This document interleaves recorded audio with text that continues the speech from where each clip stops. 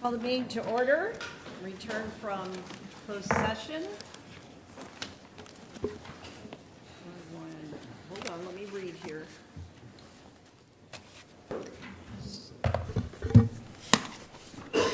We hired in closed session, board approved unanimously, 2 new employees, Joseph Latunsky.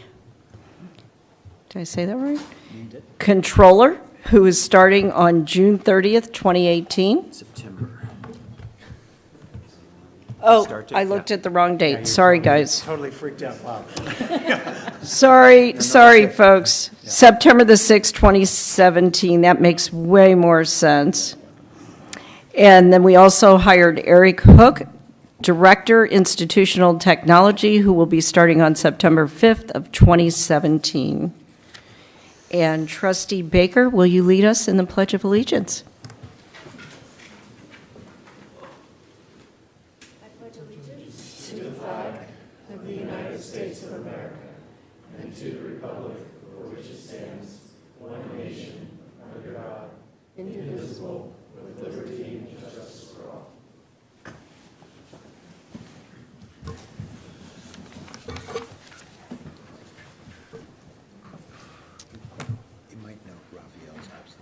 Yes, okay. Just in case you haven't noticed, Rafael Rios is out tonight, and so I will be chairing the meeting. And we have this running bet of who can get out the earliest, so. All right. Adoption of agenda. If there are no objections, we'll approve the agenda. Agenda adopted. And now we move to public comment. At this time, the board will devote a total of up to 15 minutes for comments to the Board of Trustees regarding any subject not appearing as an agenda item for this meeting, but over which the board has jurisdiction. The public may ask the board to place an item related to the business of the district on a future board agenda. No action or discussion will occur at this time on such items. Individuals will be limited to a 5-minute presentation. At this time, the board chair will poll those in attendance regarding their intent to speak on any item on the agenda. Are there any cards for public comments? No? Okay. We will move on to constituent group reports. Academic Senate report, and welcome back, Amanda. We've missed you at our recent meetings. Thank you. Thank you. Good evening, board. Today was faculty's first official day back for the fall semester, the first of 2 instructional excellence days. And thank you, Marianne, for joining us this morning. I say official because many of my colleagues have been working all summer, including, or at least part of the summer, and those would include my colleagues in counseling, who are assisting students in preparation for the start of fall semester. Additionally, just this week, colleagues welcomed our new employees and specifically new faculty and presented panels to support our new faculty hires. And beyond these visible sort of formal tasks, faculty spend their summers refining syllabi or getting up to speed in their specific disciplines. The big controversy in my discipline world, for example, as I found out over the summer, were the illegal purchasing of artifacts from the ancient Near East on the part of Hobby Lobby for their new Bible museum. So this is something I'm going to bring to my students to talk about, get them thinking and talking about the life of objects and artifacts, the aura of antiquity, the use of objects for validating narratives. But I'm digressing. Today's keynote speaker, Janet Zadina, and she also presented at breakout sessions, shared research on learning in the brain from the point of view of neuroscience. There's opportunity in the breakouts to bring into the classroom suggestions for engaging students, everything from something called a homework menu to rapping about integers. And on the subject of engaging students, colleagues of mine met in a roundtable format this afternoon to exchange ideas, commiserate with one another, and discuss what our role is as community college professors. And the fact is, and I'm willing to bet I'm not alone, teachers are always thinking about how to improve their teaching, and it doesn't matter if it's summer break or not. And here at Napa Valley College, we are no exception. I'm continually impressed and buoyed by my fellow teachers and their commitment to their craft. And with a specific academic Senate news is that we began today implementing a committee restructure pilot in which we approved in the spring to collapse several committees into sort of 5 big committees in order to foster better engagement across the faculty in various tasks as well as improving communication. So stay tuned. We'll see how it goes. To close, I sat with a brand new visual arts professor today, and after hearing Rebecca's introduction and Ron's presentation, she turned to me and commented on how personable everyone here is at Napa Valley College. And she had come from various larger community colleges in the South where relationships were more formal. And I wanted to just put out there, she feels especially welcomed. So thank you. Thank you. Ken? Well, I'm going to help you try to get out early because I'm just now back myself. So really, there's not much to report from the Administrative Senate. So next month we'll have more information. We are starting Leadership Academy on the August 25th, 23rd. Dang it, hang on, let me look at my dates. 25th.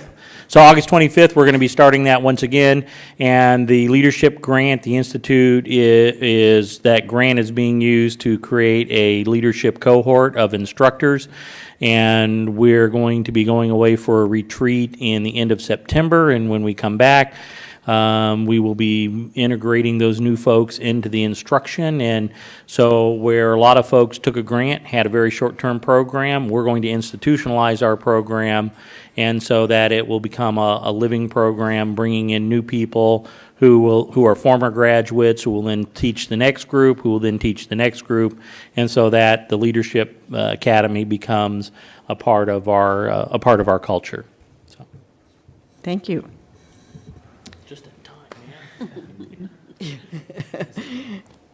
And our Associate Students of Napa Valley College report, Rafael Manzo, the president. Hello. Yes, I've just walked in. Thank you so much, the fates and the powers that be. So, yes, to report for, I guess, the conclusion of summer. Again, we, as I've said in the previous board meetings, we have chosen to be a very productive group over the summer. ASNVCs of the past often took the summer break, much deserved, much needed. But again, it's newly appointed, newly elected students every June, every April and May and June is when the elections take place. And so we are feeling that we want to raise the bar, of course, and set higher standards and so on. And as a president, I feel that that's really important to set that now before the year begins. And so the Welcome Back Table event, as we always do, and as I mentioned at the last board meeting, that will take place. It's very much set in stone. That's the first 2 days of school, Monday and Tuesday, 14th and 15th, and it's an all-day thing because we want to meet the needs of students who take classes all the way through the evening. Just before their evening classes, I would say, is when we wrap up those tables, offering free snacks, free goodies like prizes and such, free coffee, and of course all the resources, all the campus information which we collect from all of the different groups and services on campus. But also, I think I'm finally able to announce one of our other things that was in planning a lot, which was it's our speaker event. We call them fireside chats. A lot of universities do them, and so what we do is we get a panel of speakers and have a theme, a topic, and just open a dialogue and have audience participation optional and see what emerges. And it's going to be really great to get feedback from our students, from our faculty, anyone in attendance, but as far as campus climate, if you want to know how things are really going, what better way than to hear it directly from those who are experiencing it, you know? So, yes, so the August fireside chat, we've just confirmed the date will be Tuesday, August 29th, from 6 to 8:30 p.m., and the theme for the August fireside chat is LGBTQ plus dialogues. So definitely questions that will not only relate to things like policies and legislation, which is very much important, but also a lot of individual questions that maybe some people will need to answer firsthand, should they choose to, of course. You know, a lot of you questions. What is your experience? And on this campus, you know, do you feel this way or that way? And we're very careful about the selection of our questions for that event. We don't want to offend or lead or anything. But anyways, I can finally say that that event is set for August 29th. So we'll be advertising it quite a bit, and we just hope that we get a great turnout for that. Thanks. And who do you expect to come, or who is it open to? Everyone, of course, for attendance, everyone, of course. We'll be advertising it in the community as well, and not just on campus, but and on the first day of school, we intend to have advertisements for that already up on campus. But our panel of speakers, I mean, again, we've reached to a lot of local organizations, like Napa local organizations, if we could, like, you know, Voices and LGBTQ Connection, and then there's PFLAG, and there's Spectrum, and then also there's a speakers bureau in San Francisco for LGBTQ community, and that's what they specialize in, is having speakers go represent, you know, at various keynote events or what have you. So yeah, so that's who we have like serving on the panel. But it's open for attendance for anyone and everyone. So yeah, it'll be at the Performing Arts Center on campus in the little Black Box Studio Theater. Okay, thanks, Raphael. Thank you. And it doesn't appear any of our other constituent groups are here unless someone is here to represent them. Okay. All right, then we will move on to Superintendent President's report. Foundation report first, or? Yeah, thank you. Ginny Humphrey is here tonight, along with our new executive director, which she's going to introduce. But so, Ginny, if you could take this. It's great to have you here. Thank you. As Ron said, I'm the vice president, and Bill Hardy, who's the president, is away for the next 2 meetings, so you get me. The foundation, just have a couple of updates. The foundation has or wants to have an ongoing and long-term relationship with the Student Association. And this year, Margot Perez-Brun and Bruce Ketron are working with Ben Caseta to foster a strong relationship with our students. This year, we propose to assist them in providing perishable foods for the pantry, as we have learned that food insecurity remains an issue with the student body. Secondly, we've made a technical change in our IRS designation. Currently, we're a 501c3, but we would like to be more involved in the bond initiative. So technically, we can use some of our funds to assist in the bond initiative. So we've just made a very small change. I think we're now called a 501h3. It's just technical, hasn't changed anything. And most importantly, saving the best for last, I think Bill Hardy told you about our new hire, Ann Branch, as our executive director. And Ann has been in the fundraising biz for about 20 years, both at USC for a capital campaign and at UCSB in alumni relations, raising about $50 million in her career. And we can use that here. As such, Ann will be leading the strategic planning for the VWT campaign. This is a big change for us. We haven't had our own executive director in quite some time, at least not in my view, in my time here. Ann is just going to say a couple of words about what's going on in her 3 weeks. She's been very busy. Thank you. Well, first, I just want to say how excited I am to be here and thrilled to work with Ginny and the Foundation Board and all of you. By way of little background, I'm a sixth-generation Californian from Fresno and have a history of family with cattle ranching and citrus farming. And then I left and became a Trojan and lived in Napa for 5 years and recently just returned after 2.5 years, so very excited to be back in the Valley and working with the foundation to support the college. I have a new office over in the PAC building, so I'd like to invite any of you, if you're ever over there, to come by and say hi to me. And I have an assistant, and her name is Annie, so it might be a little confusing with Ann and Annie, but you'll be able to get one of us at some time or another. So thank you.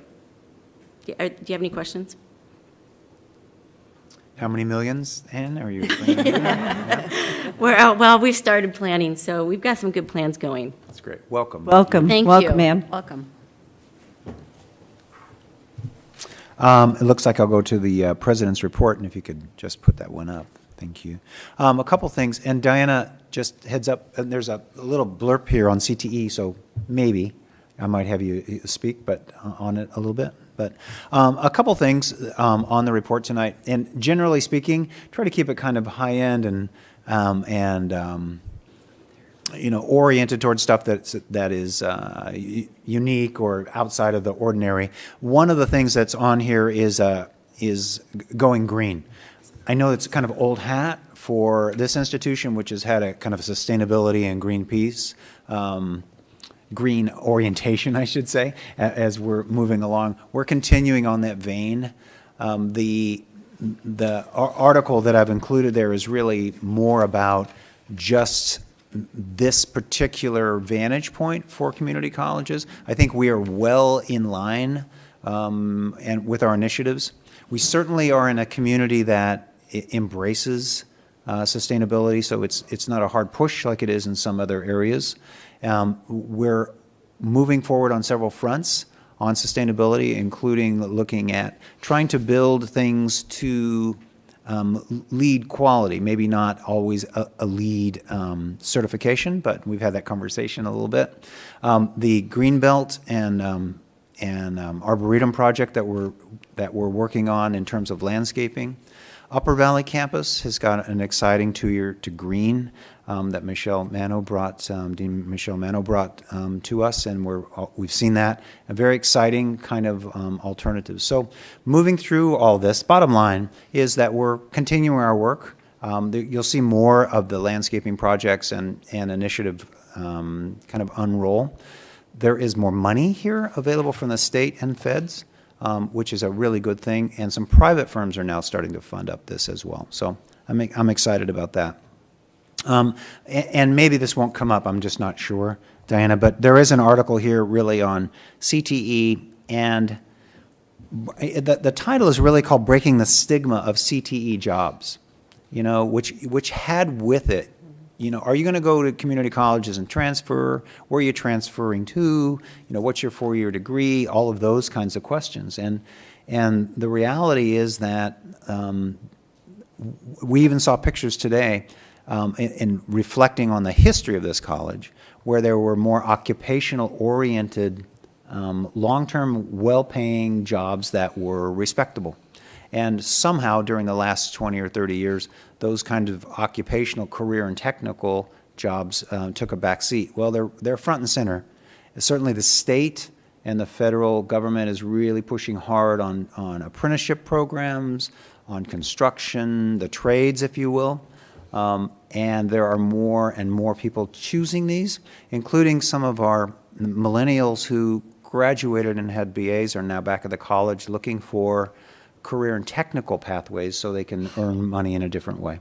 So it's good. You'll be hearing a lot about it. We've been talking about it for at least 3 years here, which is the strong workforce. What's it called, Diana? I'm sorry. It's called just the Strong Workforce Program. Okay, thank you. Thanks. The Strong Workforce Program. Yeah, thank you.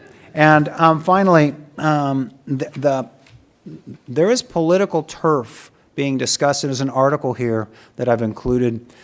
the baccalaureate pilot program that started several years ago really sailed through the legislature, certainly through our system. There were 15 pilot colleges.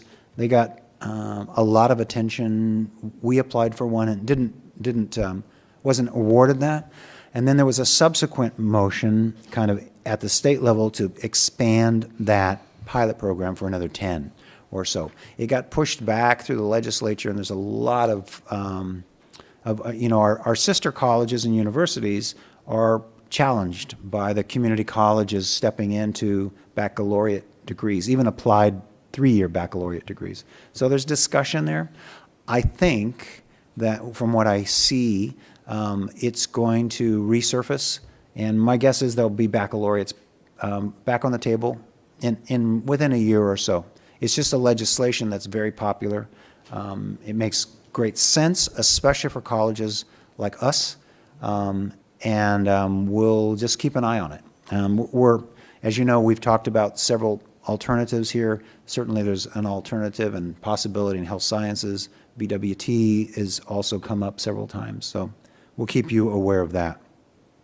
Finally, I would say ACCJC, which is the Accrediting Commission. There was quite a bit of to do over the past couple years, and the CEOs in the state, my peer group, had voted to move away from that accrediting commission to another senior WASC commission. And we put together a work group. That work group has recommended that continued study. That study would take at least 5 to 6 years to conclude.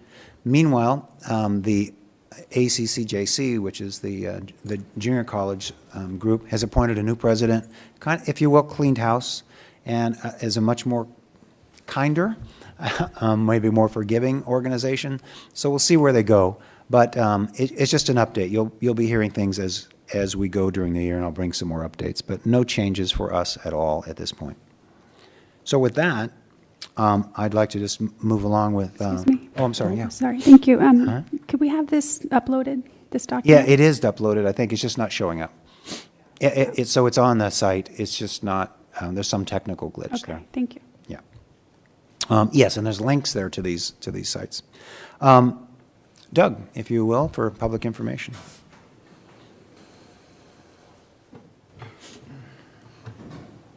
Thank you, Board. On my report, in that first page, there's a story about Liz McPherson, who took machine tools,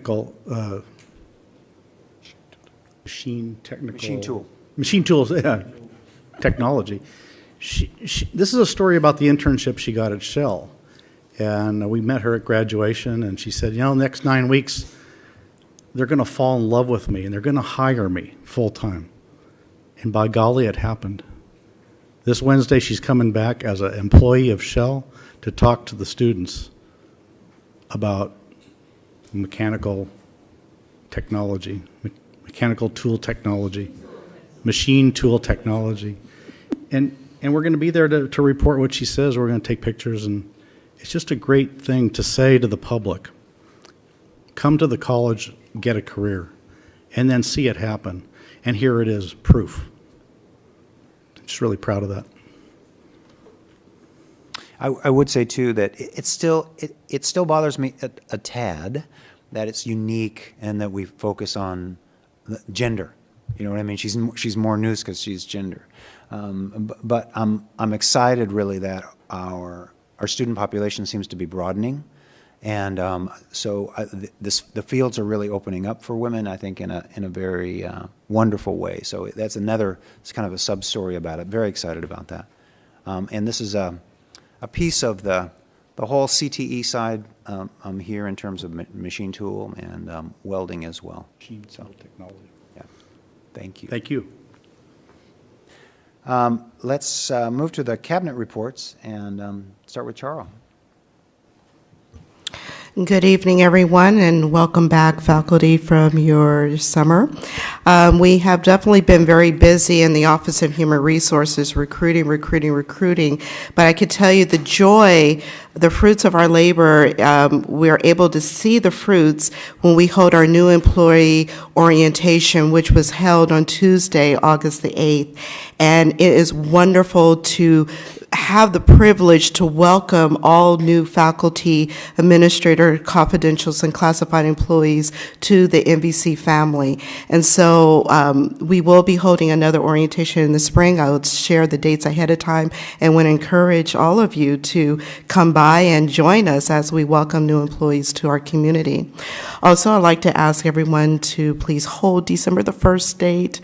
December the 1st, we are anticipating putting on a job fair to get members of our community and neighboring communities interested in our positions here. So that's all I have to report. Thank you, and welcome back again, faculty. Thank you. Bob? Yes, so first of all, we are very excited in Administrative Services to have 2 key positions filled tonight. Thank you very much. And those individuals will be starting in September, early September, so just words can't describe how excited we are about that, how excited I am about that. And the only other 2 things I want to report is that the auditors are coming in the week of August 21st to do their audit field work. So we've moved that up earlier this year so that they can complete the audit earlier. And then finally, we had the first meeting of our new planning and budget joint committee today. And we set the date, our first task will be to get the final budget ready to present to you at the September 14th board meeting for approval. And so that committee will be meeting on August 31st to review the budget, and we'll be planning a campus forum on Tuesday, September 5th at 3:30. We haven't identified the room yet, but that information will be going out to all of the campus community to discuss, for our campus forum, to discuss the final budget before presentation to you by the president at the September 14th meeting. What was the time for the September 5th? 3:30. 3:30, okay.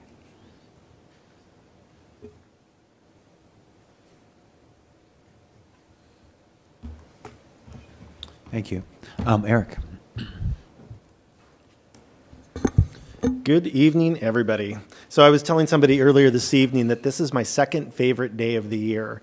So the first Flex Day when faculty come back is a fantastic day here on the campus, certainly when I was a faculty member, because it meant that I had just had some time off, some time to rest, rejuvenate, research, do all the things that I did as a faculty member.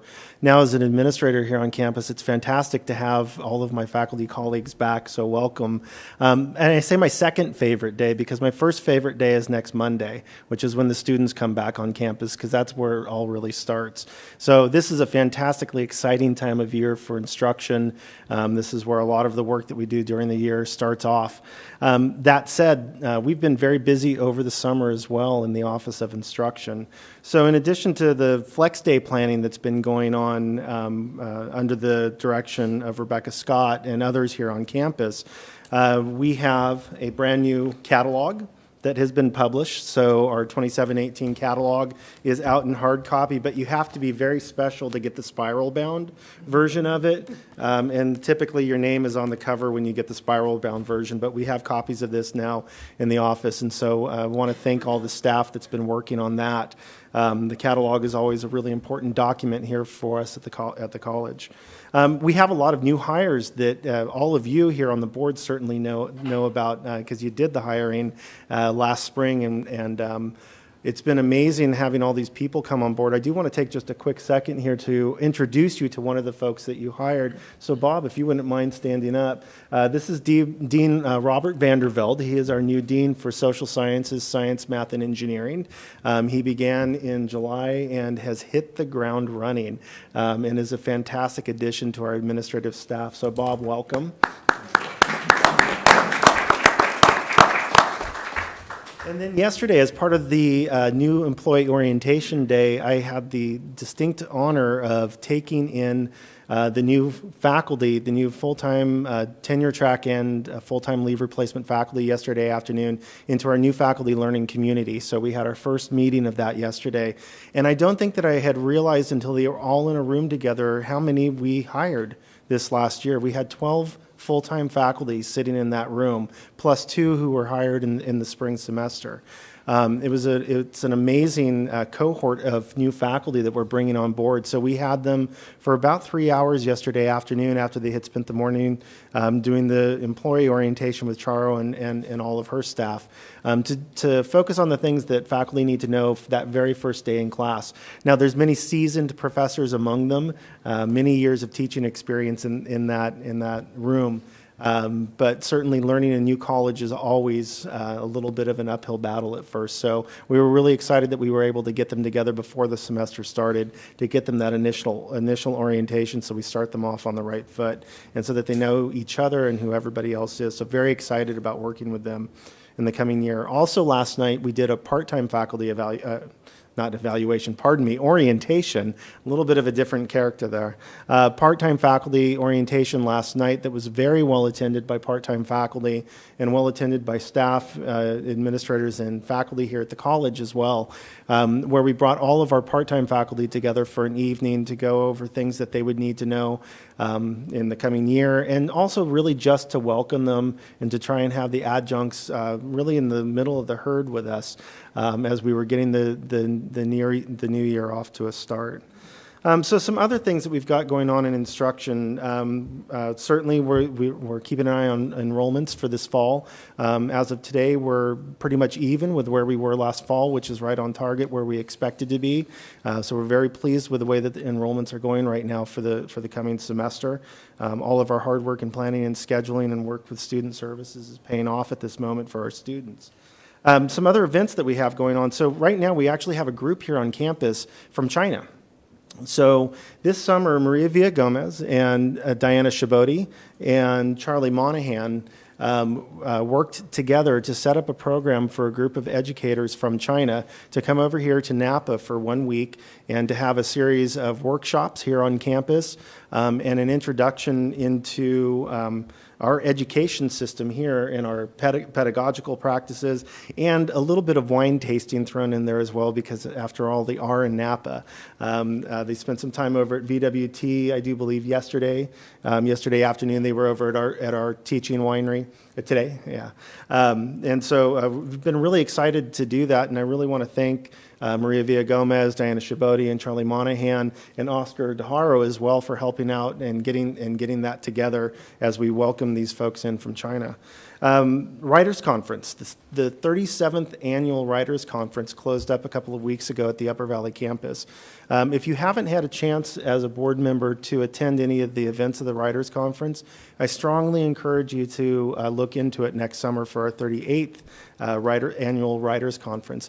This is a real jewel for the college, and it kind of goes under the radar sometimes here on our campus, but it is on the national radar as a writers conference. And I was very surprised one day when I went up there to just stick my head in to see the list of authors that were in the building while I was there. And I have to admit, I was a little bit starstruck by one of them too, and I was able to get a book signed by one of them, and I was extremely happy about that. But the writers conference went beautifully. It was the largest number of applicants that we've had to the conference in workshop history.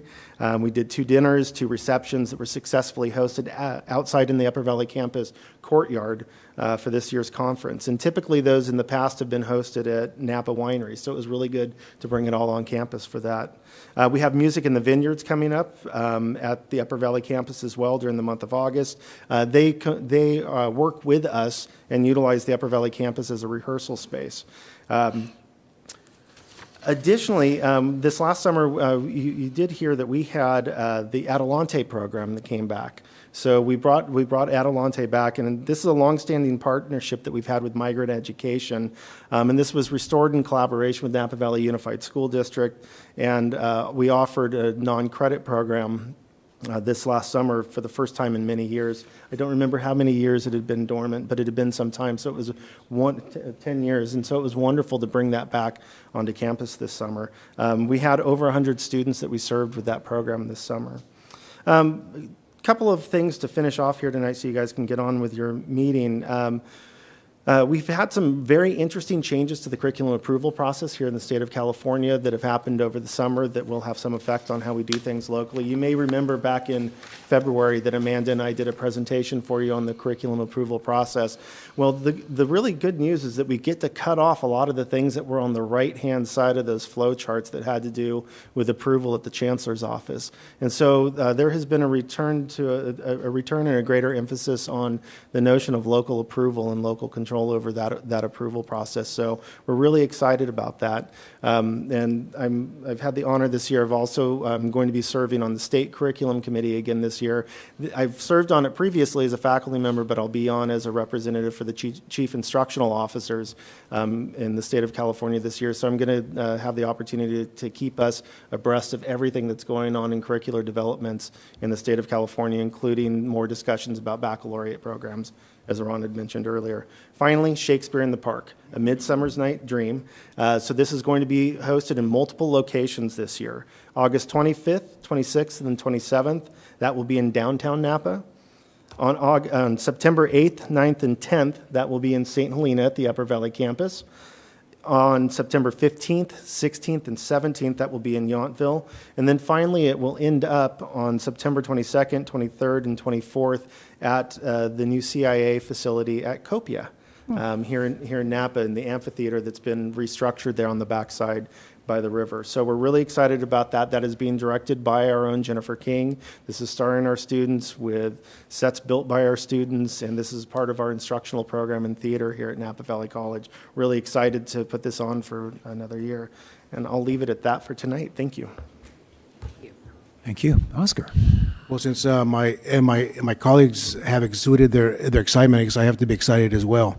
But no, in reality, I am very excited, especially because I just got back from a 3-week break. Went to visit my hometown in Mexico, so that was very good. For personally, just to get back to see some of my relatives and family members.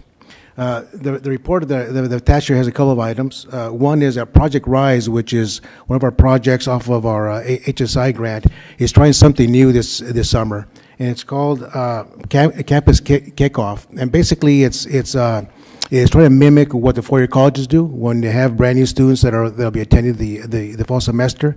The idea is to get them here on campus, and it's voluntary. But we've had a very good number of students the last couple of days. And the idea here is to, again, reacquaint them with the college. They may have been here once or twice before, but the idea is to give them more of a personal touch, more of a feeling for the campus, which includes a tour, but also the opportunity to really see how Canvas works and how WebAdvisor really works and all the nuances that will make them a successful student here. And so we had these two events. One was on Tuesday and one was on Wednesday, very well attended. And my daughter and my granddaughter and the 35 friends were also part of the group. So, and they told me that it was a very good project. This project is under the direction of Chris Farmer, who's our director of HSI. Another project or something that the Chancellor's Office has initiated this year is something that's called integrated planning. And in years past, you as a board would receive and would approve 3 different plans. One plan would be from the BSI program, which is Basic Skills Initiative. One would be from Student Equity, and one would be from the SSSP, which is Student Success and Support Program. What they've decided is that it's important to integrate these 3 programs because they're very similar. The idea is to make certain that student success is at the foremost of their efforts, but also to ensure that the achievement gaps are actually closed. So what we've done is that we've formed a very good committee, very nice committee. There's representation from faculty, from classified staff, from administrators, and we've been working on this for about 3 meetings now. So the game plan is to bring this plan to you on or about thereabouts with December, probably the board meeting, December board meeting or November. But before that, it's going to be well vetted through the academic senate and other constituencies as well. So again, this will be coming forward in the near future.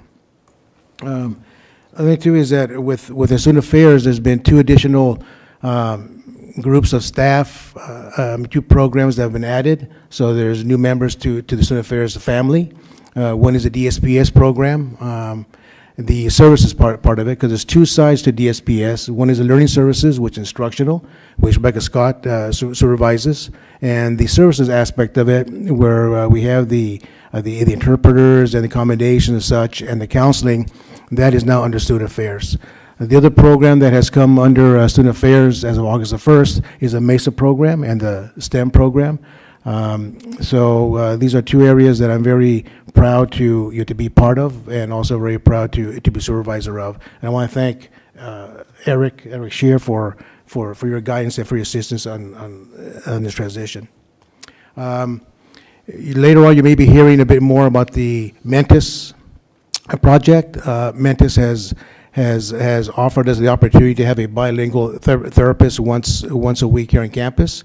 It's an opportunity that we definitely have jumped on, and perhaps Mr. Iverson will want to speak on that later on. But it's one of the items that you have under your consent calendar. And the other element was the one that Eric mentioned, that student affairs was part of the visit we had for the Chinese teachers. It was very, very successful. We hope to have something this in place for years to come. And so student affairs was part of the tour and assisted with some of the activities.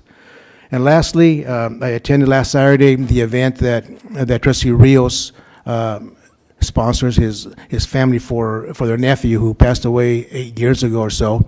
And it's the ceremony where they raise scholarship funds. And I've been there the last 7 years. And so it was nice to see friends again, but also it's a very good cause. So with that, thank you very much. Thank you. And that's the end of the President's report. Okay. So we had a little glitch in the minutes. Carol Lee was out, and I know that Cynthia was trying to get them together, but we now have a hard copy here, but we did not have the minutes early enough on the agenda. So I would look to the board to kind of advise to move to approve the minutes or table the minutes. I would like to table the minutes until the next meeting. I second that. All in favor of tabling the minutes to the next meeting? Aye. Any opposed? Abstain?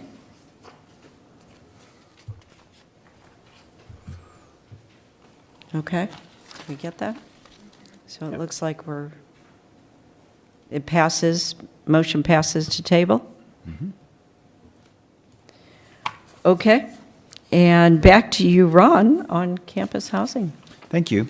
We have several kind of information items to talk about. One on housing, there's one on the bond, and then administrative reg. And these information discussion items are intended for the board to keep abreast of what we're doing. I know you only check in once a month, and so it's difficult. So much transpires, every 30 days or so. So we'll give you a little bit of an update. Bob and I will kind of work on this. I did have a couple of questions on or comments before we get into this. This is student housing, as we know, and we didn't want to do a whole lot. Amanda and the Academic Senate, and all the Senates really, we didn't want to do a whole lot over the summer, so we scheduled things prior to kind of get as much done in May as we could while faculty and staff were really here and engaged, and then back again in August. So there'll be a series of opportunities where Bob and I and others will speak with the Senates, kind of bring them up to speed, what the expectations. We did some in our presentation today, Oscar, Charo, and I, to a group in the President's Roundtable. So with that said, many of those questions, and some of the same questions keep coming up, because it takes a while for people to really just get the Q&As on these. And so Bob can update us a little bit on the process, and then I can add and you can ask questions as you go. Sure. So the one thing to report in terms of the campus housing project is that we have scheduled interviews with those developers who responded to the RFQ, and those interviews will be taking place on Thursday, August 17th. Interviews are scheduled between 4:30 and 8 p.m.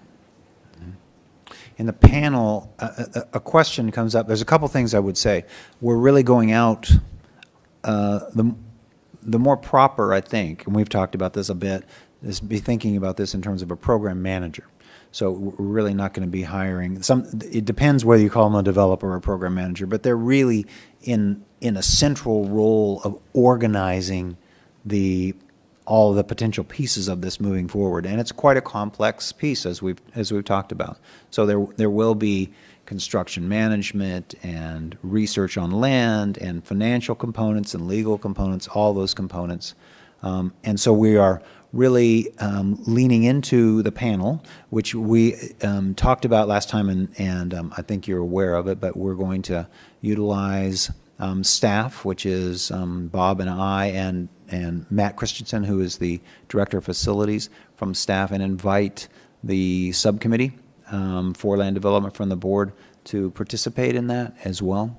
And then we will get down to a selection process. We're going to use a rubric, which is basically from the RFQ itself. We're going to look at, I had scratched out a couple numbers here, really focused on commitment of the group, capacity, and capability to perform. So we want to make sure that whoever we engage with has got the chops to kind of see this through and will understand, and we certainly don't want to engage with someone who's kind of a first time out. But I think the RFQ helped us in that they all seem very qualified. I think outside of that, I'm looking, the next step really is once that program manager has been selected, according to our schedule that we've shared with you other times, we'll go into negotiation with that group, which is scope. So, and it's very different. You can't negotiate a scope until you really know what you're doing. So, this is a crawl, walk, run process. So right now we have a general notion of what we want to do, a general idea of where it goes. So we'll have a deeper set of conversations with that program manager, because each of these RFQ responses were invited to think about the process. So we'll learn a lot in that, and I would expect coming back next month, we'll have a much more detailed presentation for you on who it is we're thinking about, why it is we're thinking about them, and what we've learned in that process. So we have time for discussion on this item? It says, so did you have a question, Jennifer? Well, maybe I missed it. How many are being interviewed? We are going to interview 3. There were 3 complete respondents to the RFQ. And you sort of almost were answering it, but I'm just curious about what the plan is for bringing the results of those interviews to, will we, as the full board, be given information about all 3, or are you just going to come forward with the recommendation of the one? How do you foresee that happening? I think our intention is to bring the recommendation of the staff and the subcommittee, who's helping us. We'll be bringing one to you, and then the board will take a look at that, and we'll move forward. We'll have an explanation in that. Okay. I have a couple points. So first of all, I think it was really good, important discussion we had at the last board meeting, narrowing down certain points. But there were certain questions we didn't get to because the conversation was cut short. And I know one of the questions that has been brought to the board and that we really didn't have time to discuss was, you alluded to it, was this whole issue of will the project manager be separate from the developer? And I don't think we've gotten clarity on that. I know that I believe that only one of the 3 applicants is an independent consultant. I think the other 2 are developers. So is there going to be, if you choose a developer to be the project manager, then would there be a different developer to actually develop the project?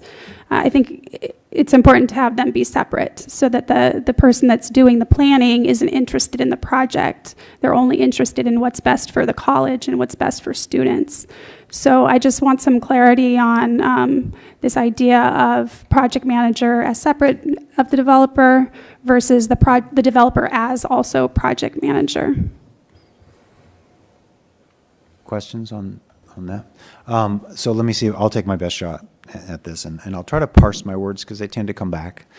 So I'm going to be careful as I answer this. But so there is definitions. The definition of developer is broad, right? So we have to start there because you may mean something quite different than other people in the area. So developer could mean project manager. So if what you're asking is, could one of these respondents do it all in-house? I haven't yet reviewed their capability, so it's possible. So at least one of the respondents, or two, or might be a huge conglomerate, so they would be doing more of a vertical approach to this, which means that they would have construction capability or planning capability. They may. The other way to approach this, in terms, and we talked about this early on, if the college wanted to hire its own project manager, pay for a project manager, and fund a project manager, that's also an approach. That's one that we didn't really consider yet, but I think we'll learn more, and I'm trying to be as specific as I can. We'll learn more from the specific proposals that we have from these folks, because they've only answered RFQ, so we have a lot of questions for them as they come in. Again, I want to make sure that you're not misconstruing. This is a municipal bond, right? Public-private partnership. So we're really looking at constraints on this kind of a development, if you will. So folks who are going to enter into this are constrained by legal, federal, and state guidelines. So there's not a lot of wiggle room in this. This is not like a private contractor or developer coming in, bidding it out, building it all. There's constraints here in terms of how much profit they could make on it, what differing companies they use. But so I don't know whether I'm answering your question in a way that works. I guess what I should rephrase it is the board gave direction, policy level direction on certain items at the last meeting, and I think this is another one of those items that we need to give policy level direction on. We've talked about Orange Coast as a model, and they had a separate independent project manager, separate from the developer, and I think that's a best practice, and I think that's very important that we engage in the same practice. I think it needs to be separate, and I'd like to hear what the rest of the board thinks about that, but again, that concerns me that we haven't decided that as a board. I think it's necessary that we talk about that. So that's kind of the first thing I want the board to talk about, hopefully. And then there's a couple other points I think we need to talk about. But that's the first thing I want to put out there, that I think that's something that the board needs to give direction on. Bob, I was going to just ask, if you don't mind, Bob, do you have other input on this? I'm not sure I took a good slice at that. No, I think that, so, as you say, we haven't interviewed the folks who responded to the RFQ yet. As a result of those interviews, I know at least one of the respondents to the RFQ would be fully integrated. That doesn't mean that we have to purchase, or I shouldn't say purchase, but that we have to engage that particular person in all of those pieces of development of the project. So it wouldn't preclude us, if there is someone who says we can do all of these things for you, it wouldn't preclude us from saying we only want you to provide this particular or this group of services to us. And those are discussions that we'll have after we have the interviews with the respondents to the RFQ. Okay. Yeah, I was just going to say, Ron, that it sounded to me that maybe it's too soon to really have the full answer to that. I mean, what I'm understanding from Bob is that it's what we learn from these interviews that's going to help us figure all this out. And bringing that then to us to be able to say, I mean, I guess one other question I have is, once you bring that recommendation to us, what is that step? What are you asking of us at that point so that we know what stage in the process we are? Yeah, I think that's a good point. I think the next, there's a step in between, I think, that we need to acknowledge. So we're not just going to be bringing the recommendation. There's a whole education piece, if you will, here. I would think that that recommended finalist, if we can do it that way, would come in and do a very solid presentation for you, ask those questions. You know, if you are chosen, are you, how can we assure that you are not going to double down and make money behind the scenes? If you are chosen, is it possible that, do we have to use all of your integrated services? Those questions are reasonable and good. And I think you can get at those. And also, during that presentation, I'm sure that they'll probably talk about the logistics of this pretty complicated financial structure, which is needs to be unpacked, really, so you can ask deeper questions. So it may be that it's two-step. We may come in for that presentation and bring it back for a vote if you're not feeling ready for it, or vote then. I think we should be deciding what we want to do. We shouldn't be figuring it out as we go. We shouldn't be at this stage and be trying to, at the last meeting, deciding what the scope of the project is, or at this meeting still not knowing where we stand on something that fundamental as whether or not our planning services should be separate from the developer. I think that we should be deciding that, not letting them decide it and it unfold as we go through interviews. Could we get some input from board members, maybe I Kyle? was just going to say that I hear your concerns, but I think it's really kind of early. I mean, I think the subcommittee and meeting and doing these interviews with the RFQ will be the point where we start having some of those robust discussions once we bring someone forward. I mean, right now I feel like it is taking a long time. It's taking longer than I would like to see, but in Napa, I don't think we're going to build ourselves out of the housing issues. And I think what we're doing here right now, having these discussions, is our small part in solving a big problem in our community. So I'm positive about the direction that we're going right now. Thank you. Michael, do you have any input? I'd definitely be concerned about the path going forward and what we expect here, where we're going with this. And I agree that some of that will come with hearing the presentations. I'm somewhat concerned about what we're asking them to do. I haven't seen if we can put up the RFQ up there. And so what we expect here, what we'd like to hear, and what we're going to hear could be all a little bit different. So I guess going in, maybe some definition. And I don't know if that's going to come with meeting first before we meet with them. We can do both those things. I'm sure that we can share. We can obviously share. You've seen the RFQ already, but we can definitely drive it back to you. Talk about the respondents. We'll try to provide what you should feel is that you're not. There's again, I'll say it as we've said. There's no rush to the roar here. I mean, this is a very slow process as these processes go. The way that we're doing it is very slow, very measured compared to most institutions. So that's the reason we did not go out for an RFP, because that would have been a more contractual interest. We went out for just an RFQ for people who are just interested in talking to us about it and who would provide information for you about it.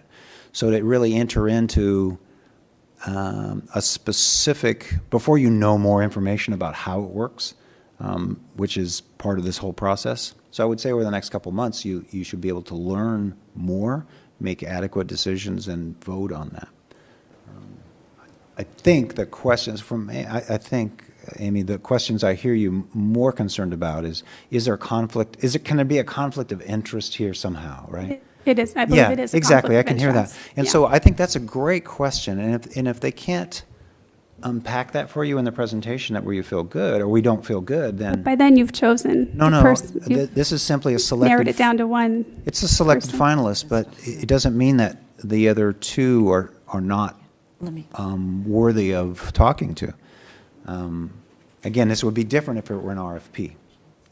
But So I guess I just had a question about what you just mentioned. Yeah.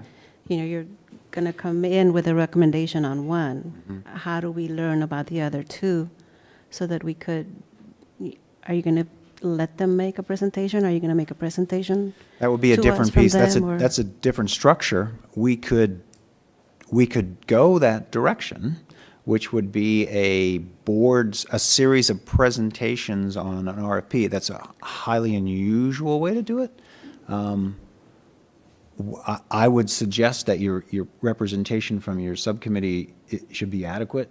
And to be frank, it's an operational piece. Our director of facilities and staff are going to know more than you are.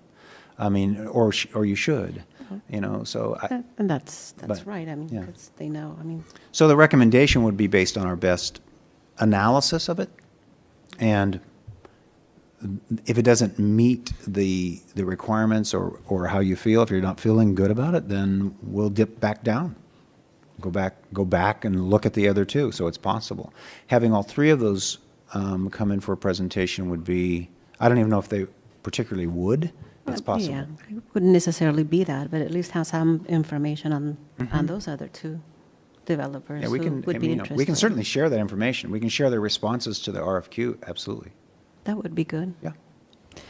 And I believe Jennifer has one more comment. Yeah, I just wanted to kind of distill a little bit what I'm hearing, and that I think we're getting hung up a little bit too much on titles like developer versus project manager, and I think that Trustee Martinson's concern and mine as well is really just having independent oversight. Right. You know, because the project manager, I don't have a problem with the project manager working as a part of the developer's, you know, firm, or if it's is separate from them. That doesn't really, that's not how I see as a project manager. But having something in, or someone, or that's kind of the go-between, just is kind of making certain that they're doing things the way they should and efficiently, so that, because we don't, to my knowledge, have anyone on staff here at the college that could fill that role.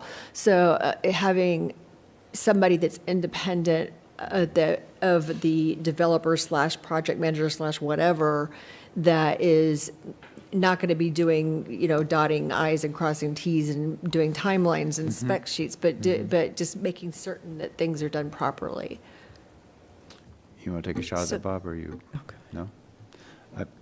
I would think that, yeah, go ahead, I'm sorry. I'm sorry, I was just going to say that as we have the interviews and as we review the proposals, seeing how that integration takes place, I would agree that someone, you know, that there needs to be some individual agency who is the representative of the college district in that activity.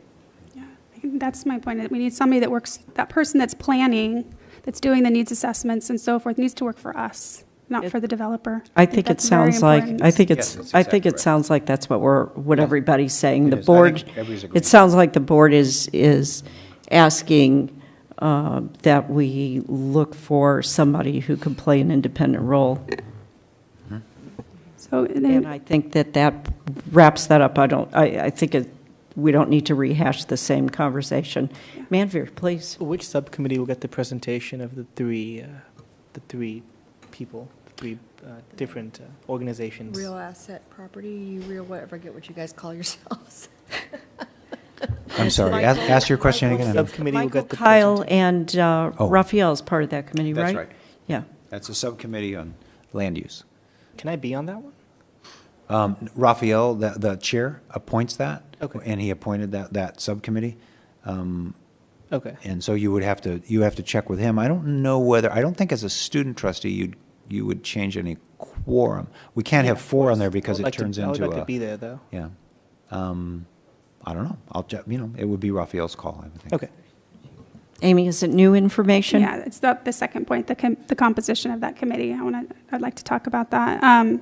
So I brought this up at the last meeting, and I need to bring it up again. I'm concerned about the composition of that committee. But this is about the committee. It's not about this housing. This hiring committee, the hiring committee. The 3 board members with the staff that are going to make this decision about the one name to bring forward. What's that? It's not a hiring committee. It's an interview process that will bring back a recommendation. Whatever. The committee that's going to bring forward the recommendation, I would like to express a concern. I know you mentioned about having all 3 people come and present, and that would be unusual. But it's also very unusual to have board members making this kind of a decision. And it actually goes against our board policy of making decisions as a whole board. So I'm very concerned about that. It breaks precedent. We've never done that before, and I don't agree with it. I feel that if we took those board members off, they should be making that, decision as a whole board in terms of the final person. But in terms of the interview process, that should be staff and perhaps some of the stakeholders from the college who have really been left out, in my opinion, of this process. One of our rules as board members is to make sure that shared governance is being followed, and not just in the letter, but in the spirit. And, this is something that's going to affect the entire college. Having students on campus 24/7 would affect everything. It'll affect police, it'll affect counseling, it'll affect nursing, because these students will need all these kinds of services. So they should be a part of this process. I would much rather see stakeholders representatives from those constituent groups on that committee along with staff, and to take the board members out of it, because it's inappropriate. They should be here hearing what we hear as a whole board and making maybe the final decision as a whole board. But to have 3 board members already kind of having that kind of an influence, I think is inappropriate. And again, if they were taken off, we could put on college stakeholders instead. If I'm understanding, Ron, this is just like, or it's a similar situation to any ad hoc committee who's bringing a recommendation back to the board. It's not a hire or it's not a purchase. This would be the outcome of the committee would be a recommendation to move forward with a selected finalist. Then that would go through a whole nother process in front of the board for their decision making. So the narrowing of those folks would be up to this group for sure, but there's no decision making. It's just simply a recommendation. That's what I assumed.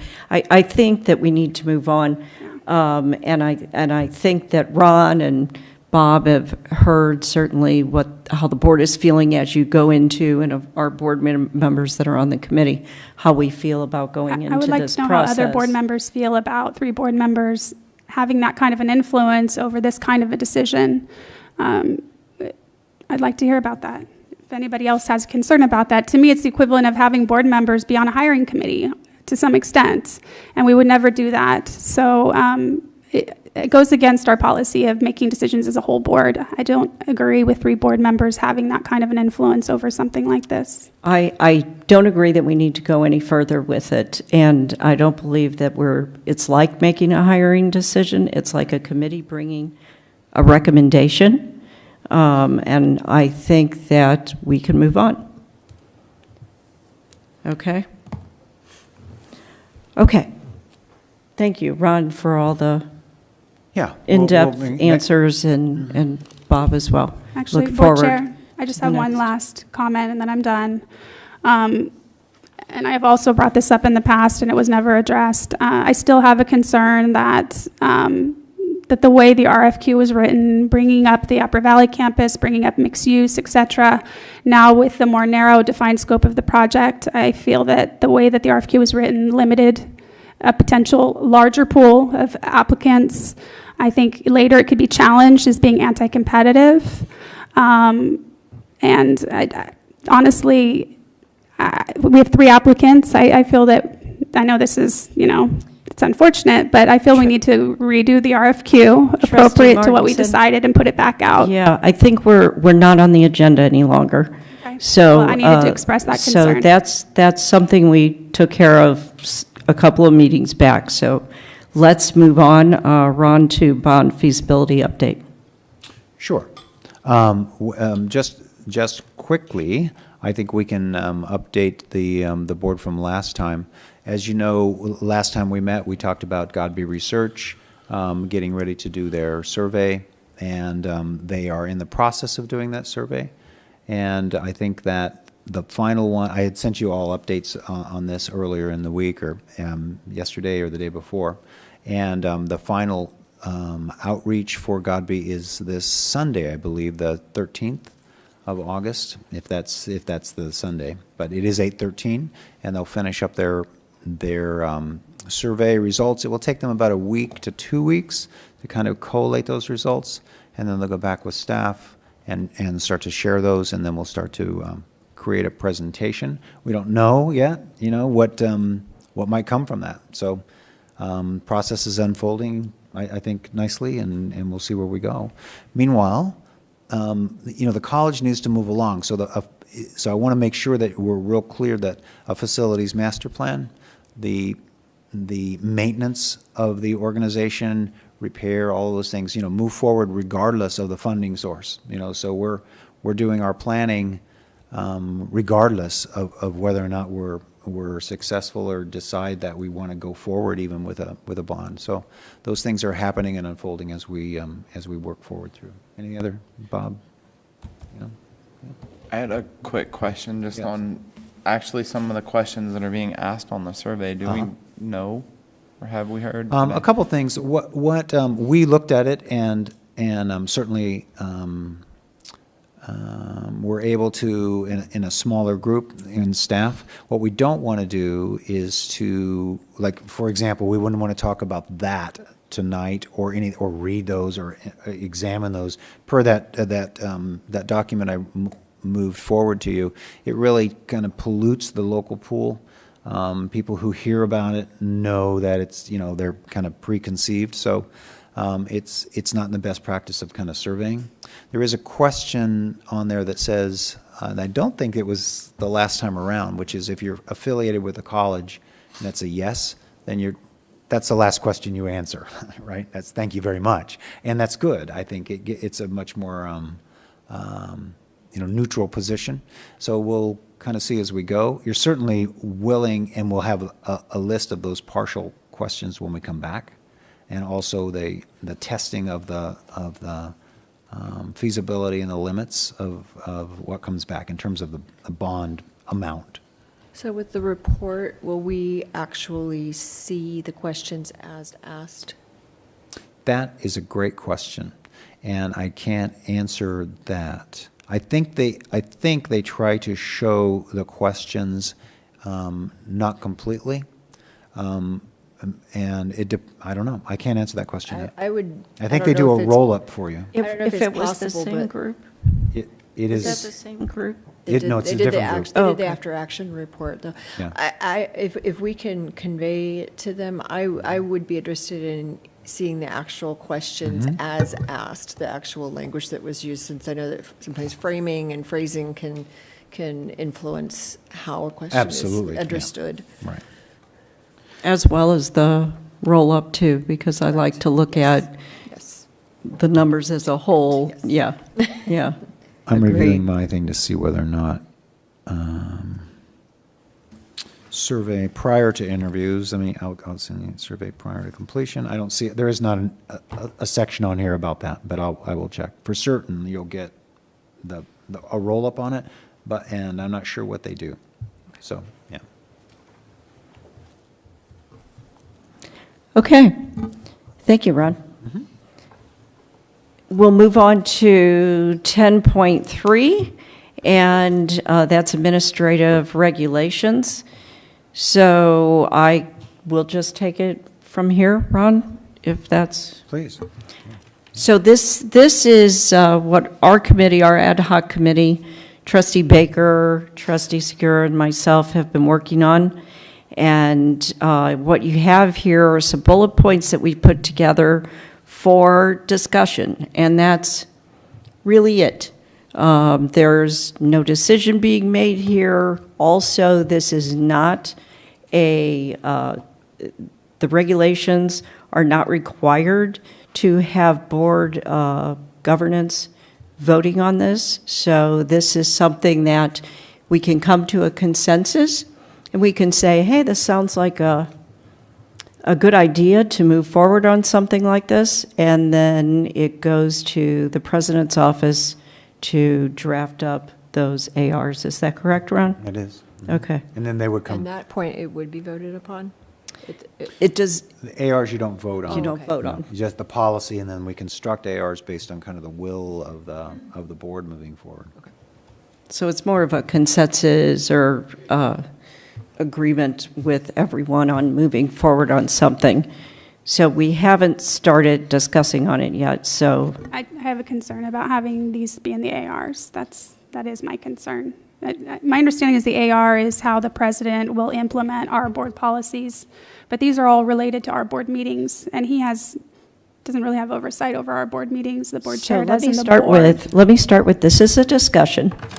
So in this discussion, we're going to open up these topics, and we're going to get a feel for, there's nothing to really be concerned about at this point yet. It's right now discussion. So what we want to do is talk about all of these items and just warm and fuzzy how everybody feels about them and what everybody would like to see in determining what these ARs might look like. And at the end of the discussion, we may all feel like, yeah, I don't think we need any of this. We may just take one or two of these things and say, you know, Ron, run with this and see what you come up with. But really, all we need to do right now is talk. What I'm saying is I think these need to be policy changes because these are policies governing our board. These are not administrative regulations that are under the jurisdiction of the president. And that's what I'm saying is that whatever we come to, I believe they need to come forward as a policy change. They need to be in our board policy. That's what I'm saying. These are ARs to me based on AR 2410 that would, I believe, fall very well under that. And I think it depends on how we write them. So can we just begin the conversation? And I will start with our committee met. And these are the things that we tossed about that we thought were important to streamline our meetings. And one of those things being board reports. We seem to still kind of end up all over the place with our board reports, and we came to, without making it too terribly specific, to talk about brief personal announcements that might be, I received an award for Woman of the Year of, you know, what I had one of those once. I can't remember who gave it to me, but or it's activities pertaining to the college, such as I went to Flex Day presentations this morning. The second item being agenda item for agenda items, which I think everybody would be very happy to see. We thought it would be a good place to put it before board reports, but after committee reports. And then we also talked about debate during board meetings, being staying on topic, staying on the agenda item, provide new information, not repetitive debate. And much of this came from what we learned in Sacramento at the, what did they call that meeting in Sacramento that we do? It's just the trustee education. Trustee education meeting and become a good trustee meeting. And then it was also brought up potentially a moratorium on agenda items that require action or us to weigh in on that we have those available to us within 24 hours. And I would first like to ask Trustee Baker or Trustee Segura if that looks accurate to you, and if you have anything else to add to that. For under board reports, I would propose that we expand a little bit, not just activities pertaining to the college, but having it also be an opportunity for communications from members of the public also pertaining to the college, if there's no other place to put it. I mean, one of the things that we talked about by creating this opportunity for putting things on the agenda is it gives you a chance to do that if it's something that you feel needs to be brought forward. But if it's just a comment or something like that someone made or an email that someone sent, I think that could still be a part of the board of reports. And the other thing, I just wanted to clarify on the moratorium on agenda items. It was not just adding items to the agenda, but adding supplemental documentation and support documentation that we need opportunity to review.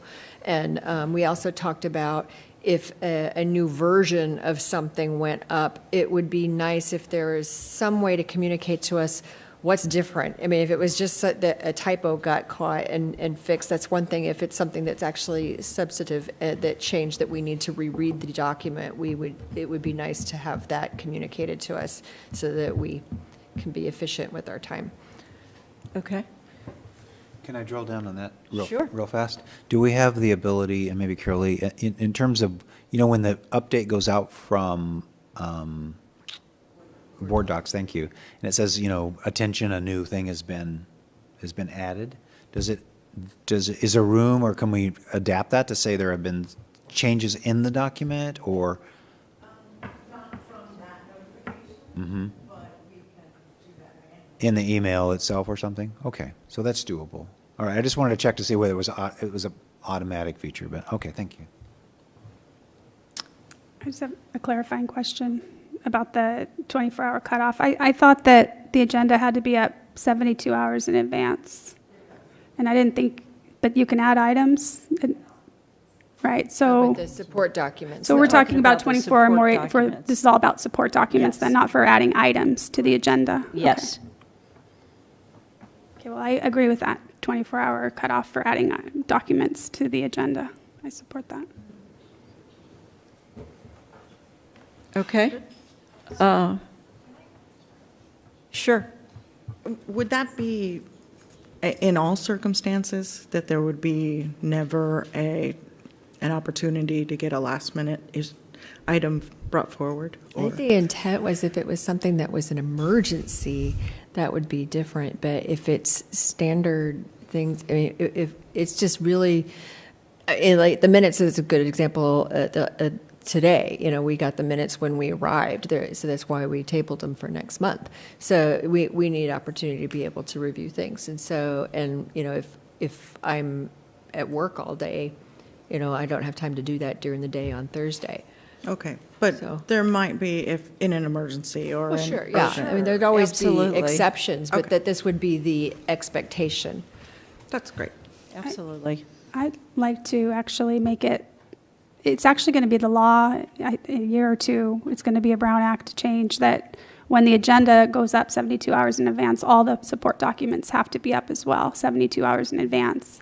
It's going to be the law. It's a best practice. I mean, I would like to see that 72 hours for support documents as a regular practice, with the idea that if there's emergencies, that something comes up later, but as an effort to have it all go up together, the support docs and the agenda items, 72 hours before. I think it goes to, if I can, some of it goes to timing of our operations, so some things, even though we're geared up as a college, really our ebb and flow really works, towards the board, towards the monthly meetings, but not all of the committees meet, to make recommendations to, I'll use HR, for example, to HR that then would act with a candidate to get them in line. So if we really held true to the 72 in that case, for example, we would be now waiting until October for our controller to show up, or you know what I mean? So there are, and you may see that as an emergent piece, but the ebb and flow, I think what I'm hearing is in ordinary operational pieces, can we not get stuff 3 days before? So minutes, agenda items that have been agendized, reports, those things, that's very reasonable, and we should be able and need to be able to do that. And if you don't have enough backup for you to properly digest, have some time and make a good decision, then yeah, bad on staff, right? There's actually good language for this in Napa Valley Unified's board policy on agendas. They have language that the support documents and the agendas will be posted 72 hours in advance. There's actual language there, and I do think this needs to, if we're going to really have kind of a policy, if it's going to be a policy, it should be in our policy. It shouldn't be in the ARs. It should actually be in our board policy.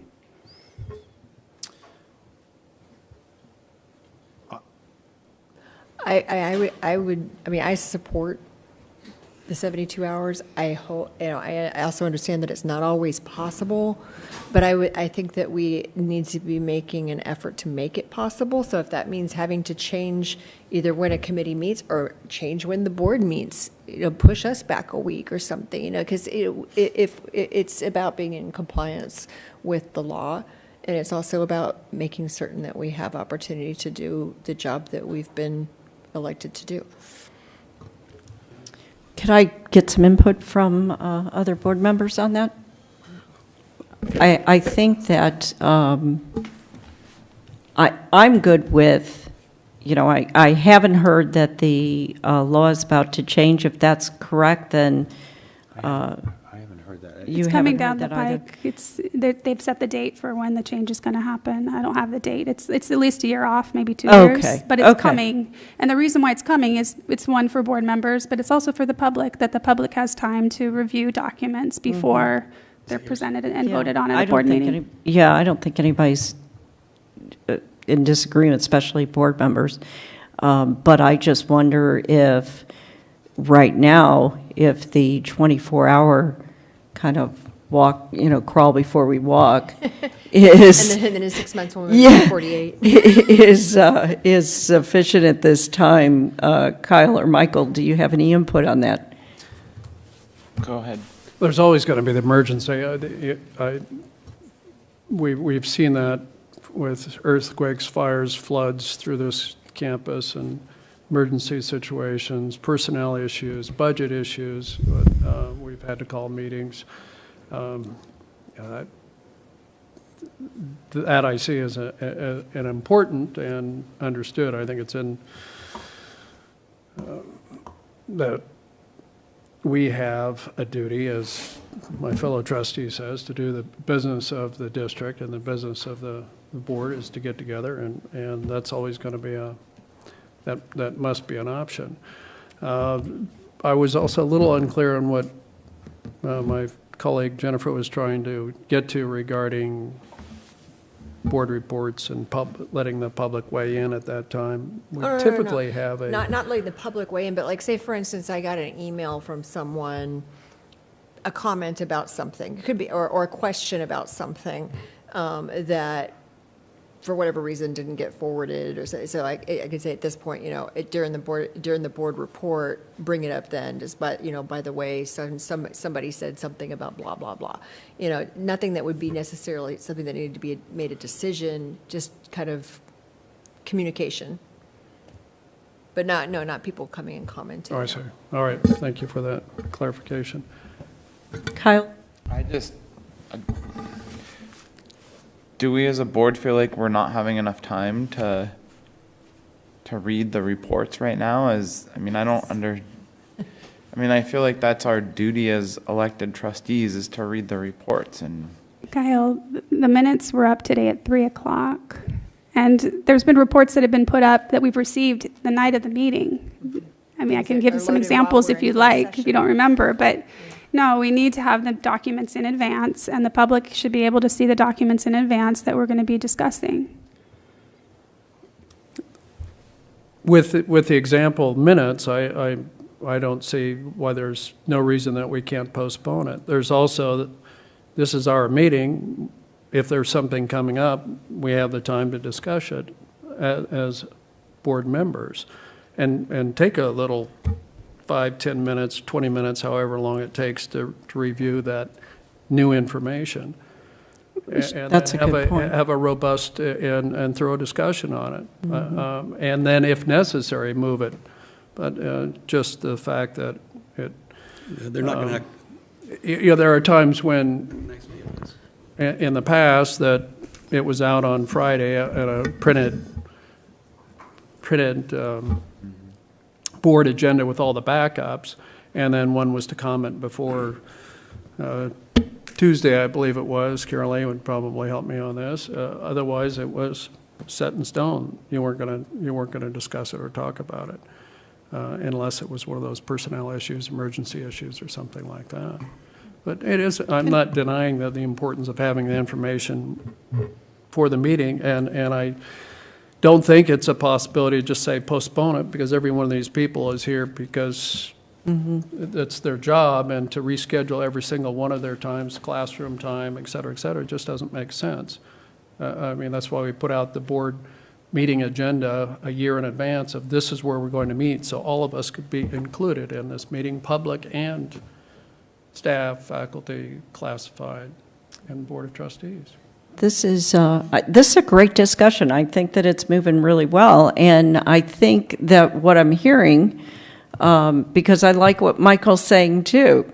I like that Michael is saying this is our meeting, and if we get to a document like we did the minutes, we can always say we're going to table this, or if if it is something informational that had some support documents that, we take the time to discuss that informational item. But on the other hand, I think that there's certainly justification for having those, making sure that those documents are ready for us as we need to have them ready for us. So. I'd be allowed to speak? Did I have a card on this agenda item? No, it's very difficult to understand what you were going to discuss because it wasn't posted ahead of time, what the recommendation might be, what the discussion might entail. I understand. That's these very were brief. Posted, right? It's very brief. It's very difficult to understand what the nature and of the discussion was going to be precisely. This is exactly the point. May I make a brief comment? You may. Thank you.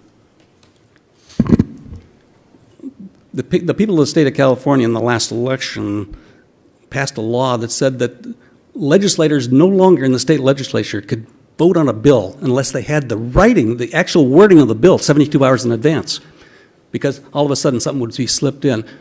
It's not just minutes, it's not just little things. You had a meeting, I think it was in April, when you authorized to go out for an RFQ. There was never any documents presented ahead of time, only when we got to the meeting. The public couldn't even figure out what to comment on. I couldn't figure out what to comment on. There was no report ahead of time saying what the recommendation was, what it was based on. That's what this is about, I think. You really ought to be sending a message to staff. Don't come in here and expect me to make a decision. You guys to make a decision. The public to make a decision as to even what to comment on unless you have some indication of what you're asking us to do.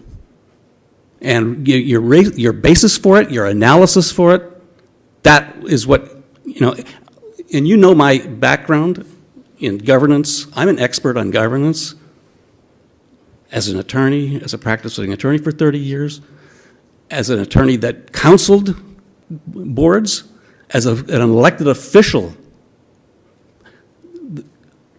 One of the prime things of good governance is you have the information ahead of time on which you're to base a decision. That's all this is asking for, I think. 24 hours is pushing it, but yeah, 24 hours you could live with. Usually, it should be more than 24 hours. It's a matter of good governance. Please make it a rule. Tell your staff. get the information to us at least 24 hours ahead of time. It should be more, or we won't consider it. Thank you. Okay, so I think we can wrap up this bullet point, unless, Carolee, did you have something you want to add? Just a quick question. Sure. Does this apply to reports, staff reports, or just information, discussion, and action items? Items that the board needs to weigh in on. So be it a discussion item or an action item, something we need to be informed about before. Okay, so potentially that could be everything, cabinet reports, president's reports, foundation report. We don't really I weigh in think on it's the something, reports. I would say if it's something that's, I mean, I think it would be great if there was always an effort to have it available as soon as possible, There going is. up with the agenda, 24 hours at cutoff. If it's something that's just a note and file, that's just, or just for your information that we could look at later or the public could review later, then, I don't think it's as important. But if it is something that's going to be part of a discussion, part of something that's going to be reviewed, especially if it's something that we're going to be taking action on, Okay, then we so would. not so much. Thank you. Thank you. So, so that bullet point, I guess what I'd like to just take a straw poll, okay, this is not a formal vote, is just a straw poll from the board on the folks that think that the 24 hours makes sense and the folks that think that we're fine leaving it to staff to, no? Okay. I think talking about like having things in writing, you're getting some feedback. I think you need to bring forward the policy for us to actually see it in policy form, and we can talk about it and pass it just like we've always passed changes to our board policies. I think this is getting some feedback so that you can bring forward the board policy with the change.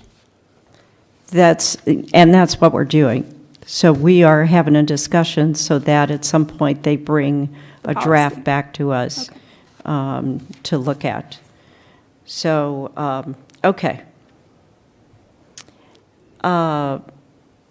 We talked about an agenda item for the agenda items. Amy? I guess I'm confused because I thought we had that issue resolved. We actually talked about, and I know that we changed the AR or added the AR, that a process was going to be that we were going to submit it in writing 2 weeks before the meeting to the board chair. So I don't understand why this is coming back up. I think that, sorry if I. Yeah, go ahead. I think that when we had this discussion, there were a couple of things. Is like one would be if you sent that email and it hasn't been responded to in what you feel like is an appropriate time, just to bring it up and to say, I sent this out, what's the status? Is this in the tickler or whatever? The other was if something came up during the meeting that we were like, what, we should bring this back as an actual item to where we can discuss it and, if necessary, take action on it so that something doesn't get lost in the shuffle. So at that point, you could be making a note while somebody's speaking at the podium or while there's a presentation going on, and then bring it up at that period and say, we had this came up earlier in the meeting, I'd really like to bring this back, and then that would just be a notice to the chair and the president to make certain that it went on a future agenda. I like the idea of having it as an agenda item. I don't think the system that we created is working because I've asked for things 2 weeks before and it's never been on the agenda. And we already have this in our communications between board members policy. Actually, it says, I have it right here. Do you have it? So it's actually already within, we have the capability to do this already, so we could just formalize it by having it be an agenda item. So you know the section I'm talking about? Yeah, I have it right in front of me, So, yes. yeah. It's also, I think, generally good practice for the public to let them know, next month, this is going to be on the agenda. It's just a shot across the bow, it's not anything in detail, but we're going to be talking about X next month. I think boards do it both ways. I think what I'm hearing, maybe, and let me clarify, but if I ask for an agenda item, is the board chair then regulated, he's authorized to put it, or she is authorized to put it on there, but must it be on there? And that is a question. I think what I'm hearing is I asked for stuff, it didn't show up. So does that mean the board chair looked at it, decided that it was a future time, or didn't connect at all? That's another issue that you may want to talk about. I think that still goes with what we still have some language in policy, which is that it needs to be within the jurisdiction of the college, that it's, to the chair. Ultimately, it's the chair's decision to say that this makes sense to put this on the agenda when the chair and the president are preparing the agenda. If I can add too, some of Sure. it was timing, so there could have been, I don't even recall, but if there were something to do with a budget last month, since we're doing a full budget presentation next month, it would make sense to hold it rather than do those piece and parses, especially if it's so highly related. Mm-hmm. I think Michael had asked early on for an assessor for the assessor to come in and do kind of a community support thing. It's such a deep part of the budget that we combined those, and so Raphael asked us to wait until next month when we bring them all together. So That it wasn't makes put sense. on the agenda, but that's a good example. Mm-hmm. I want to clarify what you just brought up. I remember when Laura Skolkin was here, she said, that yes, the board chair, if a board member requests for an item to be on the agenda, it should be placed on the agenda, maybe not the next meeting, but maybe the following meeting. And then as a whole board, when we approve the agenda, the board can decide to take something off the agenda. That's within the board's capacity. I've no boards have right away moved to take something off the agenda. They didn't think it was appropriate in other school boards. But it isn't up to the chair to decide, as long as it's within the jurisdiction of the college, whether or not an item goes on the agenda. It should go on if it's requested, and then the board can decide whether or not they want to entertain discussion about it or not. I think the question is if somebody wants something on the agenda that is not within the jurisdiction of the college, then the chair, I think, has the right Sure. to explain that. Sure. So, okay. So I think we move on from that one. We've got a direction on that one? Agenda item for agenda items? Okay. Okay, great. And then board reports. So I'd like to comment on that one. So I would hope that everybody would weigh in on that as well. So we need full board support on how these should be handled. So I think that, again, I'll just reiterate what we discussed in our meeting, and Jennifer Rosado, you could always weigh in, that a brief personal announcement. Raphael next month may want to tell us about his trip to taking his child to college and say it was a successful trip. And then activities, community activities, college activities, things that we can talk about that as Board of Trustees are beneficial to our position for us to do. So, Amy? Yeah, so if the purpose is to streamline our meetings, is that what we're trying to do, is keep them shorter? Is that the idea? Streamlined, but also productive. Okay, so we want to be productive. They can be long and be productive, but yeah. So the only requirement for the board report should be that it relates directly to the college. So I don't think we should be talking about our personal things, things not related to the college. I think the one criteria is that it should directly pertain to the college. But beyond that, I don't think that board members should be telling other board members what they should be talking about during their one moment when they can say what they need to say to represent the college and the community. So I would support saying that it directly relates to the college. If we want to put a time limit, 5 minutes, I'm fine with that as well, if we want to keep them brief. But I don't support the board members telling other board members what they need to have in their board report otherwise. Well, I think that's kind of where I would come from, is I don't want to see board reports become, one trustee's laundry list of things that they want to see done and what they're unhappy with and what they would like to change. I mean, if we can set some parameters and, yes, it's about the college, it's projects, but I mean, I think we definitely do have the jurisdiction to, limit what we're reporting on in our board reports. I actually don't think we do. We've already established board members have freedom of speech. So to say that a board member can only talk about their activities or can only make announcements about future activities, it's not appropriate. So if the purpose is to shorten the board reports, we could set time limits, and I'm fine with that. And I think we definitely should say that it should directly relate to the college, because to be honest, I've heard all sorts of things in board reports. I've heard discussion about people's friends have died, their family members have died. I heard something about political fundraisers, which are really inappropriate. So I've heard of all sorts of things that nobody really seems concerned about. But if a board member wants to talk about activities they've done, or communications they've had with the community, or concerns that they have about process, or concerns they have at the college about the college, I think that's totally appropriate for a board report. Our job is to represent the community and the college, and we need to be able to do what we need to do that. So again, time limits I think are fine, or saying that it directly relates to the college. I think now we're but that's it. repeating. Okay. We're repeating. Rosada? Yes. What is your opinion on the board report?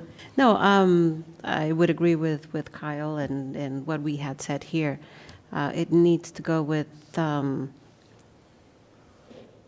activities in the community and not necessarily there's always room for agenda items. It's not to report and request changes on what have you. So pertaining to the college that we've done that serves the college and the students, and that would be about it. And what about the personal announcements? I was thinking about that one when you called on me, but I'll leave it for my comments. No.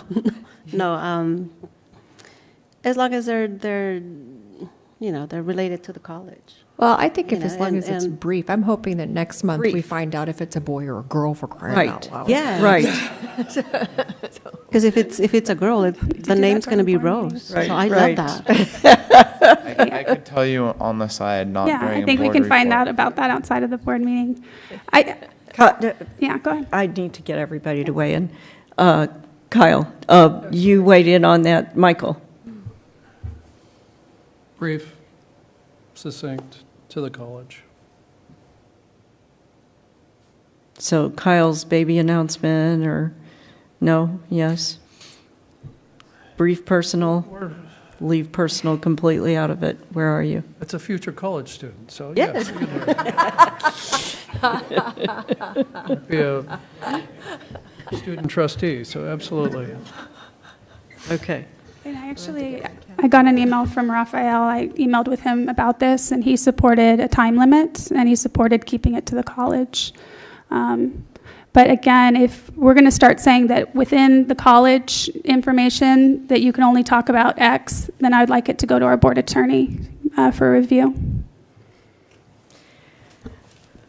Okay, and then the last is debate during board meeting, staying on topic and only providing new information and not repetitive debate. I think that this certainly would help us a great deal because we often hear something from a trustee and then we hear the exact same thing from the trustee and then we hear the exact same thing again from the trustee. So I think all of us have probably done that at some point. And I think that that would be a good practice. That was on the list of things that we brought back from Sacramento. And I would think everybody would agree on those two. Stay on topic and don't repeat yourself. What do you think? Okay, don't we have Robert's rules to deal with this? So if we want to end debate, there's a process for that. Somebody calls the question, you vote on it, it takes a 2/3 vote to end debate. I think we're saying two different things. Are we? If people think that we're rehashing the same things, then we have a process for dealing with that. Okay. I'm confused what we're trying to do here. So you don't, what we were talking about is during board meeting debates, you don't think we should stay on topic and provide new information, not I repetitive? do, and I think we already have processes for dealing with that. We have Robert's rules, and we have a board chair. Their job is to keep the conversation moving, and when we want to end debate, we have a process for that. I don't think anybody disagrees that we should stay on topic and that we should only have new information. And if that's not happening, we have processes for dealing with that. We have a board chair, that it's their job to manage the meeting, and we have Robert's rules to end discussion. So, Anybody else?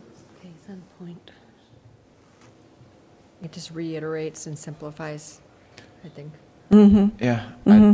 I think so too. I think it reiterates it, as Jennifer just said, and puts the responsibility.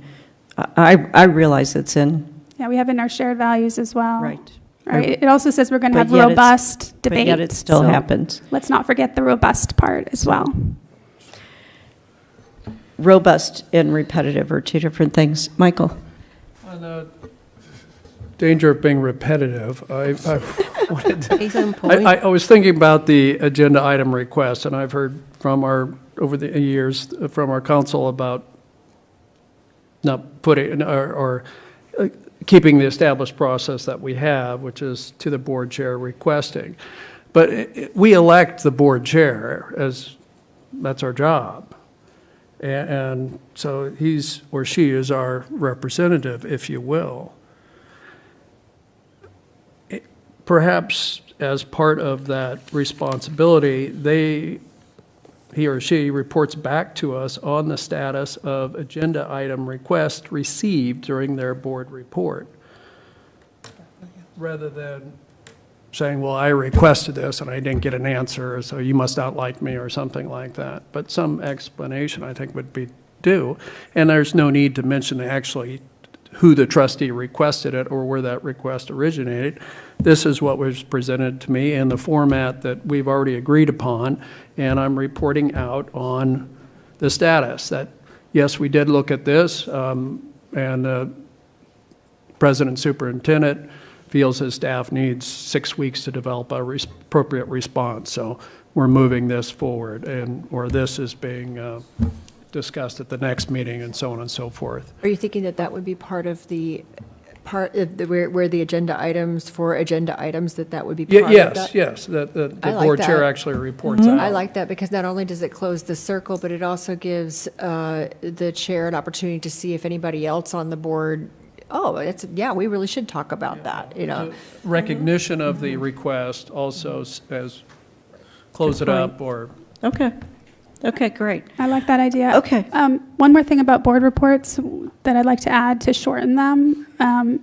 Plus, it's the Brown Act. One of the issues why they go long is because people start discussing other people's board reports, which we're not supposed to be doing anyway. So I think that will shorten them if people don't engage in discussion during board members' board reports.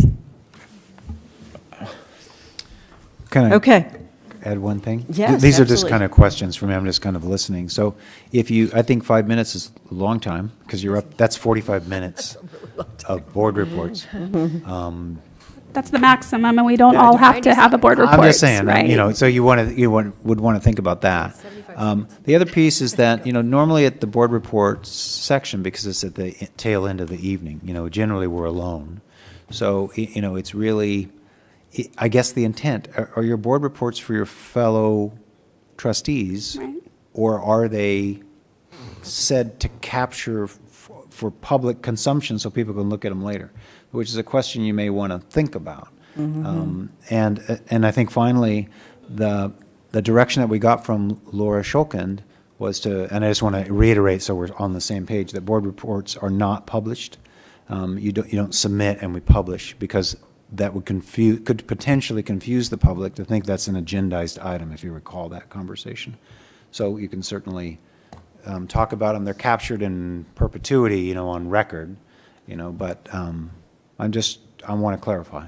Thank you. Okay. Thank you. Okay. I think that was great, robust discussion. and really got an opportunity to kind of air some thoughts about our meetings. And we can move on from here and maybe just put it in your hands, Ron, to see if Yeah, there's did you, anything did you further get on enough on the that. agenda for agenda items? So you're clear?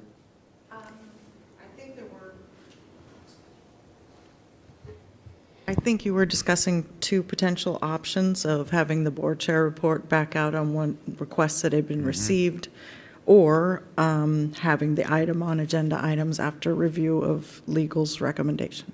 That's where I ended up, so, or you want, Is me it an to or consent or you an and? pursue Yeah, both? I thought it was, We wanted an- both. I think it's It's more of an an and. and. Yeah. Yes. We want him to report out during that item on the status. So we're still have our process of submitting in writing, but it's on the agenda, and he'll give us the status update at that point. So we're going to include next month, just so I'm clear, right? We will include next month an agenda for agenda items. Exactly. And you're expecting the board chair to, during their report, to say, I received additionally these agenda items and. Not during his board report, during that No, during item. that During that item. During that During item. that item. And Okay, fine. that Board would be report as right well. before board reports, after committee reports, but before board reports. And do you want to change your policies and regs regarding agenda item requests to reflect this now, or maybe after a pilot period? So we already have it that we're going to submit in writing. We don't need to change our policy to put it on the agenda. Well, what I can do is check to make sure we're in alignment with this, with these changes. And if Yeah, there if you wanna are, look we'll bring it to you and you can take a look. Yeah, this one here, and look and see where, yes, thank you. Okay. Okay, great, thanks. Oh, actually, sorry. Now we'll move to the consent calendar. Are we going to change the policy to reflect the cutoff? Are we, the agenda, board policy to reflect the cutoff on items being added to the agenda? I think, all agreed on that? Yeah, so that will come forward in our board policy on agendas? I would suggest it come forward in procedures and be a recommendation and best practice, but I wouldn't hold the district to more than the Brown Act. Okay. Yeah, exactly. Okay. Thank you, Carolee, for that clarification. Okay, we'll move on to approval of consent calendar. Do I see a motion to approve the consent calendar? So moved. Second. I'd like to remove item 11.3.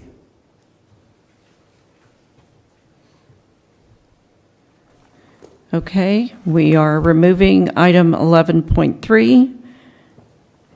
And so can we take a vote on 11.1, 11.2, and 11.4? Approval of the consent calendar with 11.3 removed. Move to approve. All in favor? Aye. Any opposed? Any abstentions? Consent calendar is approved with the removal of 11.3. Do we have anyone, do you want to, first of all, your questions, or should we bring, I noticed that Sherry's here. Yeah, Do we this- want Sherry to? Well, this will move to action items now, so, right? Yes. So I don't know what the renumber might be on Yeah, this, I and don't. does it automatically renumber, Cynthia? It has to download a little bit, Okay. right? Does it put it in front, or? Usually, yes. Yeah. That's what I thought. Okay. So let's wait till it paints, Okay. if you will. All right. So Will you can do. think of theme music right now. We are, I would comment, and I think it's fine, and we don't want to backtrack, but you've kind of reverted to verbal voting versus electronic voting tonight. Well, I And noticed get it wasn't but coming up. I know, because it does takes a while. So it's fine, but I think, I want to make sure that so when we get into action items, we'll probably see whether we can paint them and get you on Okay. record. Okay, great. I assumed we were having some technical difficulties, that it it's wasn't difficult. popping up. Yeah, exactly right, yeah. So it's now 12. Yes, 12.1. Okay. Wonderful. It is 12.1, it's not 12.1 on me yet. No? Okay, so 12.1, any thoughts? Do we want? Sherry to talk about Madam this Chair, at all? Or? Madam Chair, if I might, I was aware that there's some questions on this item, and so what I've done is I've asked for my staff, Howard Willis, who's our Dean of Students, Dean of Counseling, excuse me, and also I've asked for Dr. Sherry Tennyson, who's one of the consultants, as well as Edward Bianis, who's the other consultant, who have been part of this project, this first year pilot last semester, and then the proposal for a one-year pilot coming up there this year. So with your permission, I'd like to have them to give you a clear and a more thorough your reply to your inquiries. Absolutely. That's where I was going, but thank you so much. Can you please approach the podium, please? All my favorite people. Say that to everyone. I know I do, don't I?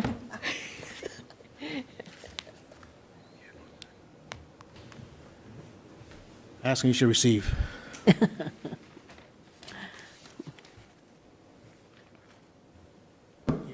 Yes, specific Good questions? evening. Oh, We're here. I thought there was a good We're here to presentation or something. field any Okay. inquiries. So. Yeah, I just, my question that I asked, well, one, I was just wondering how it went last year, because I know you piloted this, so I just was kind of hoping to have an update on that. And then the follow-up question was, and this is nothing about, I highly respect Sherry and American Canyon Family Resource Center. I worked with them when I worked in American Canyon, but I was just wondering for $73,000 why we weren't just hiring a full-time career counselor to work in the career center and to do these activities and do career counseling with students.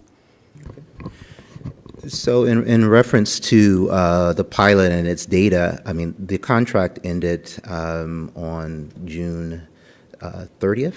So we do have our year-end report that we do annually for our Vice President of Student Affairs. So we do have a data report that we can supply for you. As you recall, the MOU was from February to June, so it was a short term. So there is this coming up year, 17-18, is a full academic year. So that amount is a full academic year.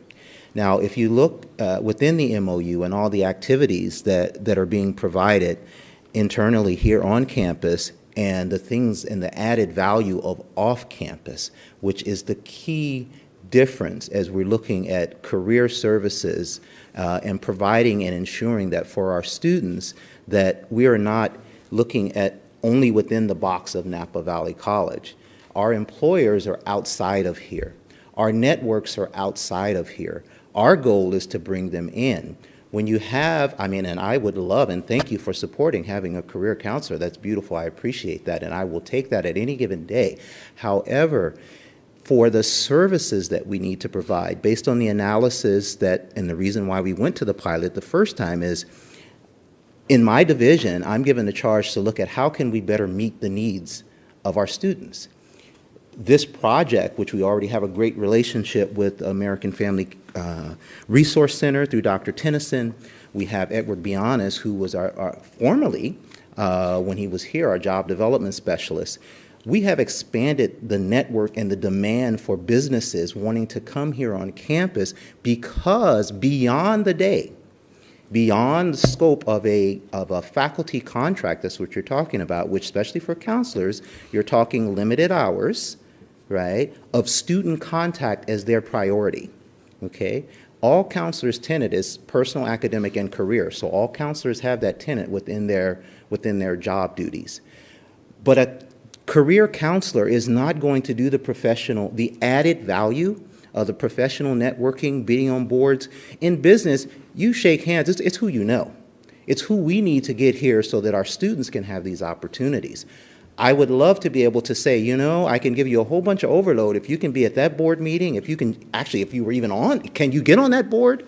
We have individuals that are on boards that are connected with major companies that are coming here. Our wait list for our career center, our career fair for the first time was very long. We haven't had anything like that in such a long time. Our goal in working in concert, this is the counseling division, in working in concert with our faculty and our classified staff, is to ensure that we're bringing the best service. So we have that agreement with the Resource Center where 50% of an executive director's time is being spent here. Partnerships, partnerships, collaborations. That's where we're at. We have now 2 sites, American Canyon, what we do here. So it works. We get the consultant. We have other elements, grad leaders. There's the things that you don't see that you can't see on the surface that we have data for to show the improvement of our career services and the demand that we have for companies wanting to be a part of NVC and to be available to students. We're moving forward to being able to bring to bring folks into the classroom who want to be here. Major companies, Dolby. A career counselor, and of course, that's my division. I love my counselors, but within the scope of their job is not to be outside of here networking and then to be able to be here with the experience of providing the career advising. When there's a career counseling, we do have our career classes, we have a part-time counselor. We do need to expand in that area, but for that money, which is not being paid directly out of the district, it's something that I can cover through SSSP because of the career assessments and those things. We still have a position that's been on the board since this gentleman left, that is still in there that we'd love to expand that too. But I'm also looking, what is the best bang for the buck, and how we can better serve the students, more importantly, and enhance our career services and our relationships, our business relationships with the community and our collaborations with our community. And so that's kind of how that folds into scope. So 50% of the director's time is spent on campus and then 50% out in the community? That's how it works? Absolutely. So does that end up being like a couple of days per week here, or days Right. per week? So just to clarify, 50% of the time is given here, very much dedicated, so I have access to, the students have access to me. We're at 3 days a week, as well as meetings that I have to attend here, and the ability to attend off-site meetings. And as Trustee Mancuso knows, that there are meetings that we go to as a part of my role at American Canyon, but it's an opportunity, as Dean Willis says, the representation out in the community, talking to employers, talking to the chamber, talking to all our service clubs, so that they get an understanding of how to work with our students. And the background that I have has been in vocational work with students, and I've done it in many years, and so this is, to me, an actual opportunity, a wonderful opportunity to work with students again. And I'm hearing the stories, and it's not a simple 1, 2, 3, I'm getting a job. It's a 1, deal with step 2, deal with step A, step B, and it's how Edward, and I'm so glad to bring Edward back into the fold. It's more about building resumes, building self-confidence, building self-esteem, having employers who want to work with us, who are begging to come on this campus, as Dean Willis says. We've created a relationship with Dolby Laboratories. They're coming in to do a virtual presentation. We've targeted for September 11th. As soon as everything comes in, we're excited, but it's also working with Star Staffing. It's working with Nike, who just came back and said we hired 25 Napa Valley College students. And they're excited enough to want to come back and hire more of our students. It's that relationship. It's being consistent with the students, and it's being available and consistent with our employers. Thank you. My question is, so it's not just, because I keep seeing American Canyon Family Resource Center, but it's not just American Canyon, it's Napa Valley as a whole. And so is there a committee, or because I've had quite a few employers in Napa ask me not just for CTE programs, but also for truck driving.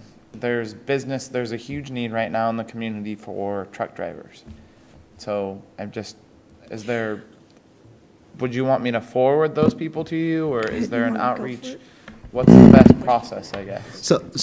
So the answer is yes. Now we have a location that information can come into. Before they would call, we would just only be able to post on our job board right outside in the hall.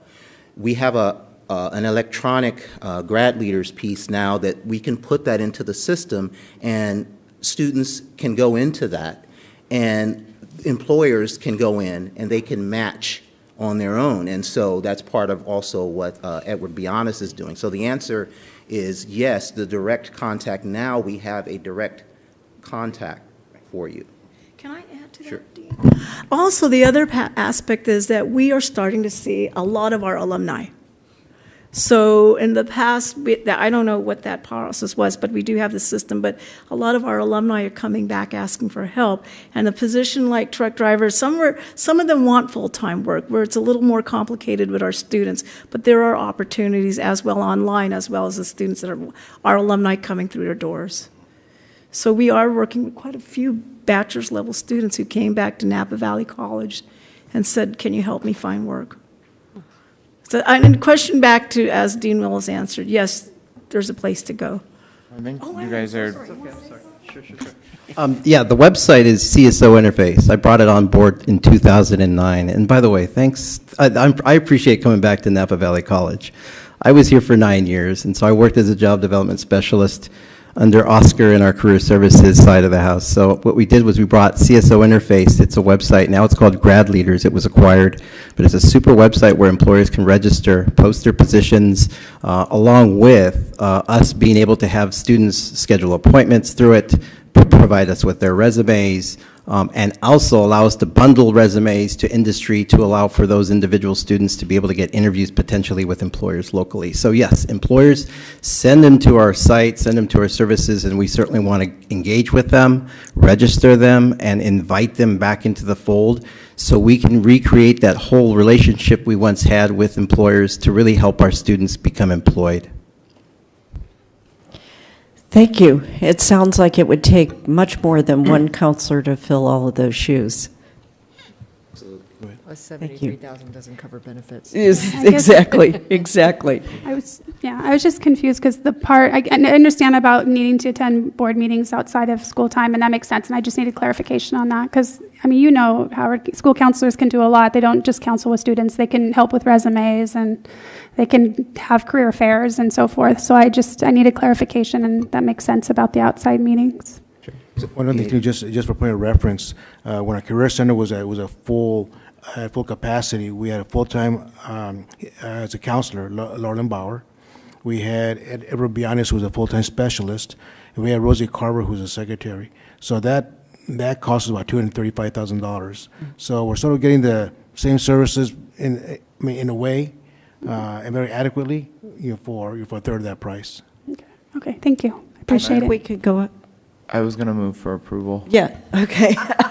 Second. Okay. All in favor? Aye. Congratulations, Aye. great program. Oh, Thank you. Thank you. Thank you, Oh, sorry. everyone. Are we doing that? Yes, go ahead.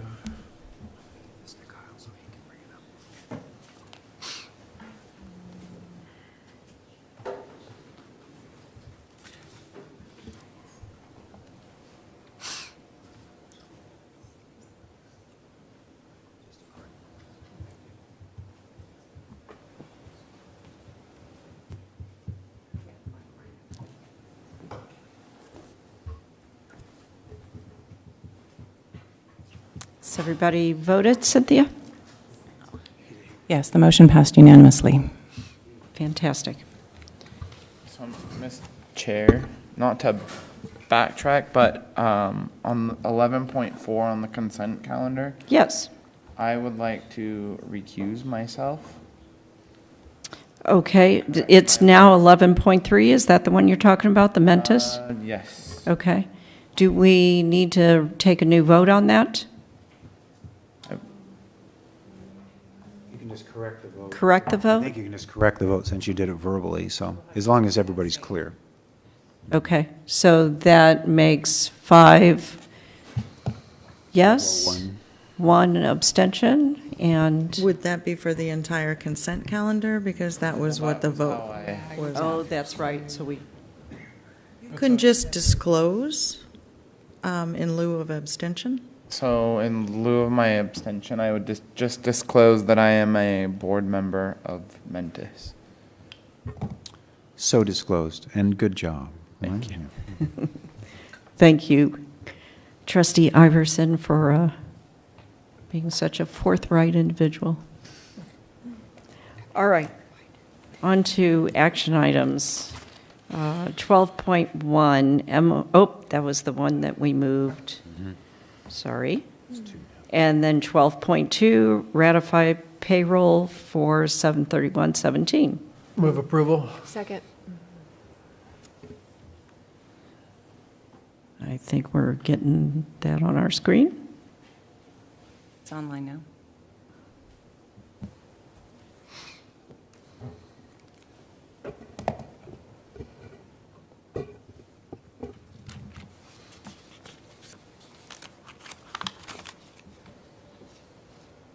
Passed unanimously. Thank you. Next is 12.3, ratify financial documents. Motion to approve? Move approval. Second.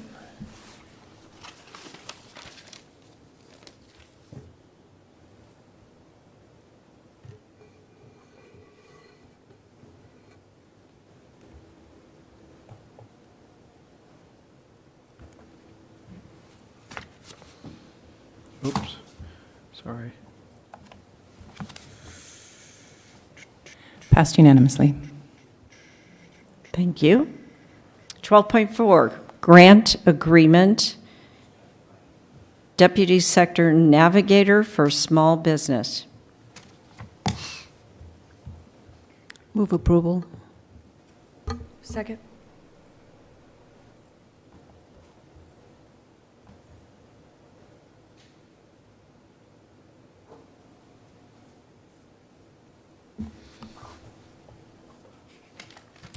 I keep hearing the Jeopardy song in my head. It's his fault. He was singing it. Now that you said it, it's impossible. Right. 12.5, Human Resources. It passed, 12.4 passed unanimously. Thank you. 12.5, Human Resources document. Motion to approve? Move for, Second. All right. I think that was yes. Baldini first, All right. Iverson second.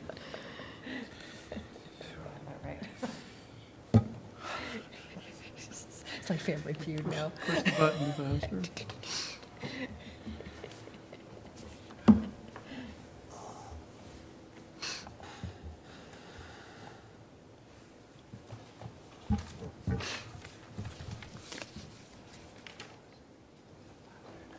Passed unanimously. Thank you. All right, we didn't make it at 7:30, but we could very well make it at 8. Okay, moving on, 13.1, standing committee and other appointment reports. VWT, or no, the Viticulture and Winery Foundation Board. Kyle. We have not met. Number 2, Legislative Affairs. Kyle. We did not meet for August. We were hoping to bring in Senator Dodd or Assemblywoman Curry, but that has not happened. So our schedule is now placed online, which is nice. Also, some of the other things that we're looking at. So thank you, Cynthia, for putting that together. Are you reaching out to Dodd or Curry? I actually talked with Cynthia, and that is the plan, is to reach out to them for our next meeting. Okay. But their schedules are going to be a little. Not going to be here next week. Well, that's what I have to figure out. All right. And then Audit and Finance Committee. We have not met, but it sounds like we might be scheduling something soon. So certainly after the audit work is completed, we'll be bringing the auditors back in to give you an update. So what is that? I wrote down when the audit, 21st.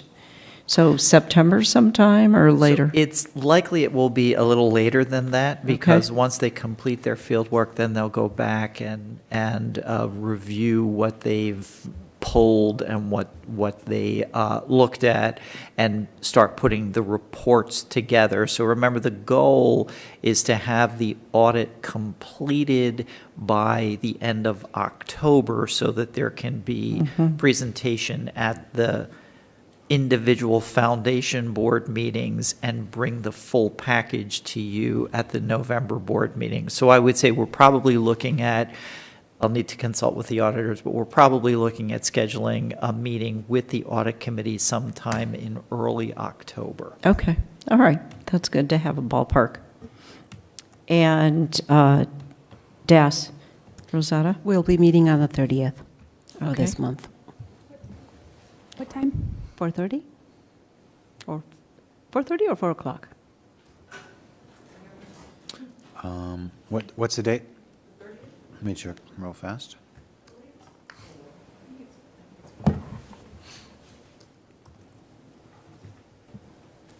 Four o'clock.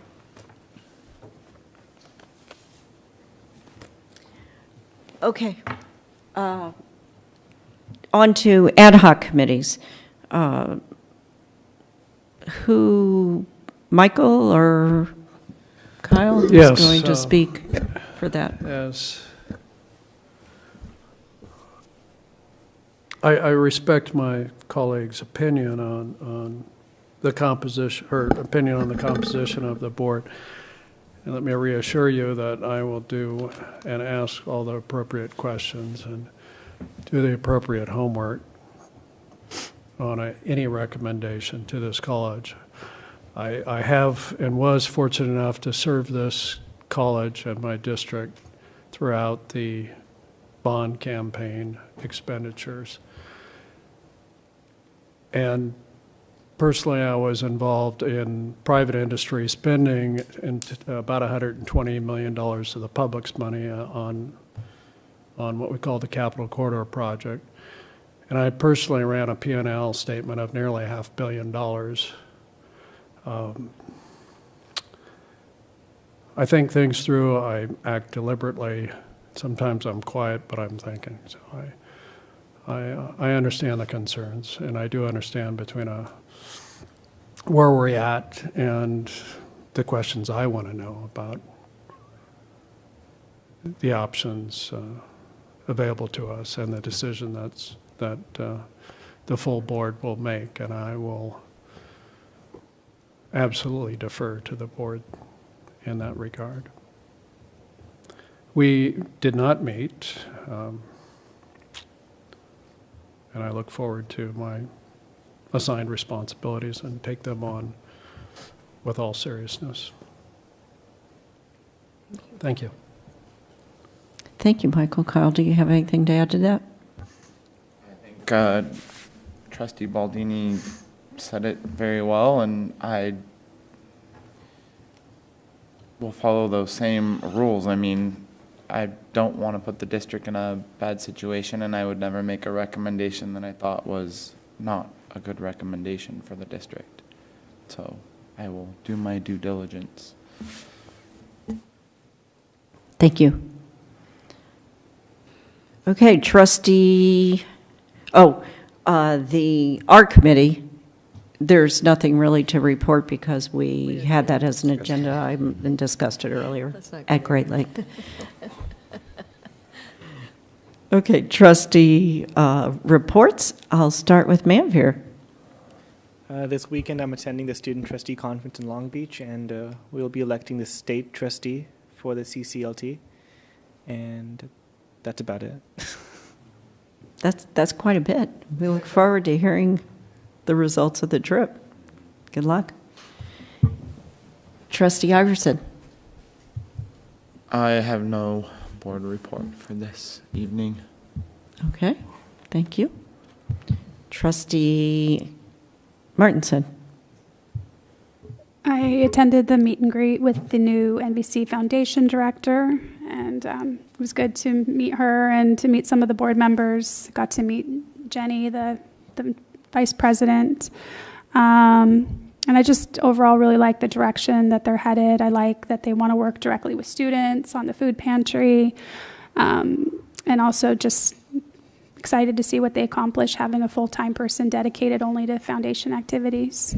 And because I was one of the last people there, I got to take a pizza home from Food Shed, so that was nice too. I had pizza for a week.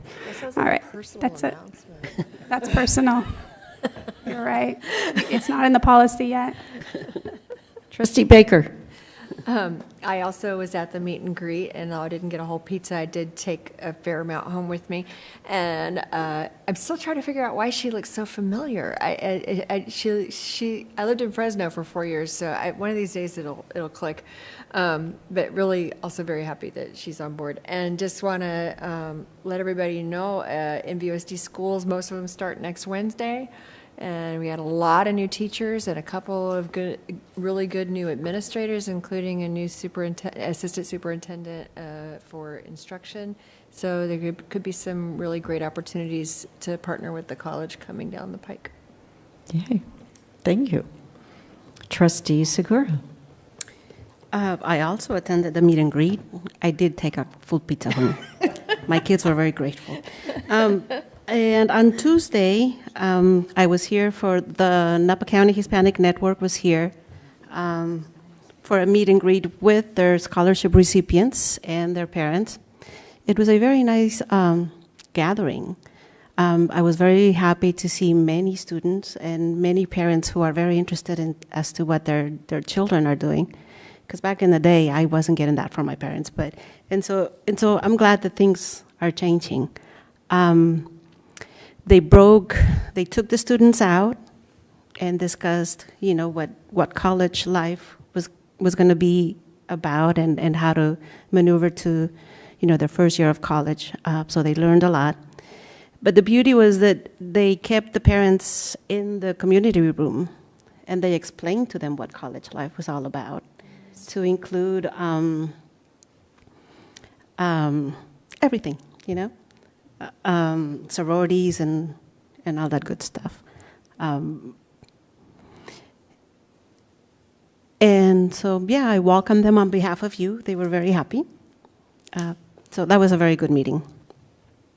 I also attended the Maldonado fundraiser, and it's good to see that some of those students are coming to us.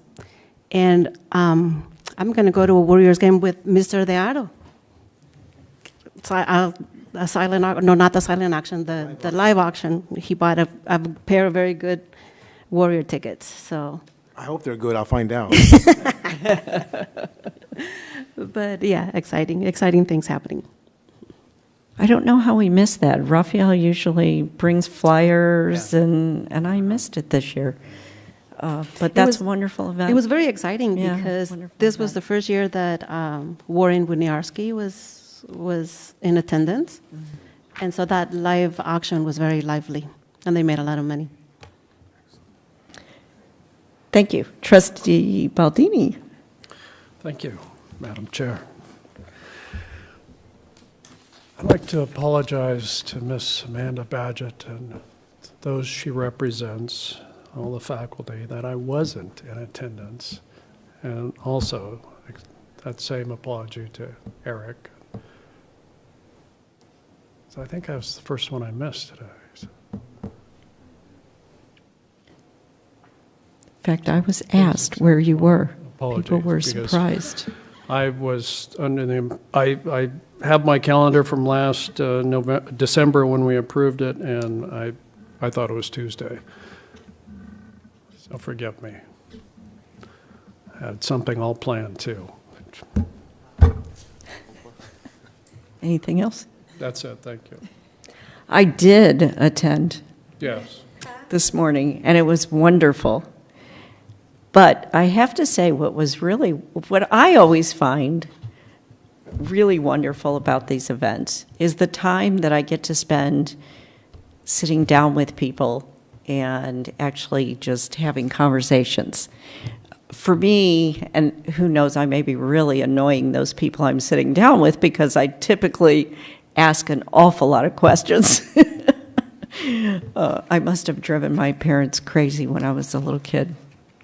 But I sat down with Merrick and Scott Allen and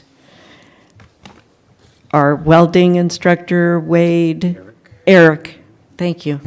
I don't know why his first name slipped my brain. But talking about the beer brewing and just all sorts of things that are happening, that's the only way you're going to get that information, is when you're sitting down and having those conversations and learning more about what everybody's doing. So I would always encourage all trustees to, when we go to those events, to just plop yourself down in the middle of a group of people and listen and hear what they have to say about what they're doing. And because every time I have one of those conversations, like with Howard Willis or whoever, it's just so really so motivating. I think I come back and I'm even more excited about what I do.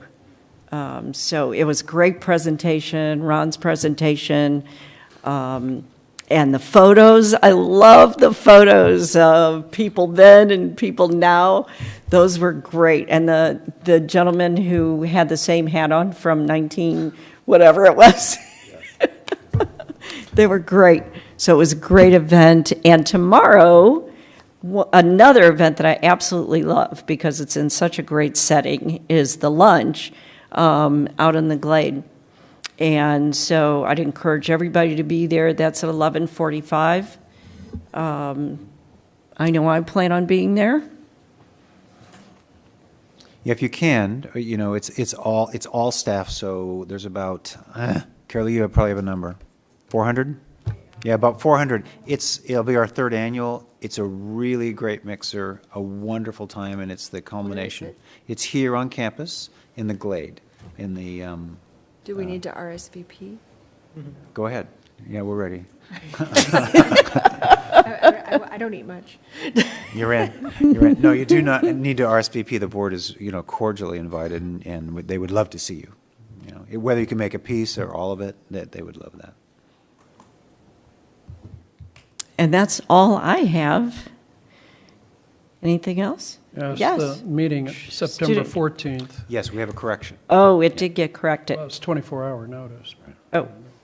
This was a typo, which is above and beyond. So is this the correct date now or no? This still says 9/14, I think is correct. 9/14. I got it. Yes. Thank you. All right. Okay. We'll adjourn to, student trustee. I wanted to add for the record, I also attended the meet and greet, and I did not get to take a pizza home. Yeah. Wow. Thank you.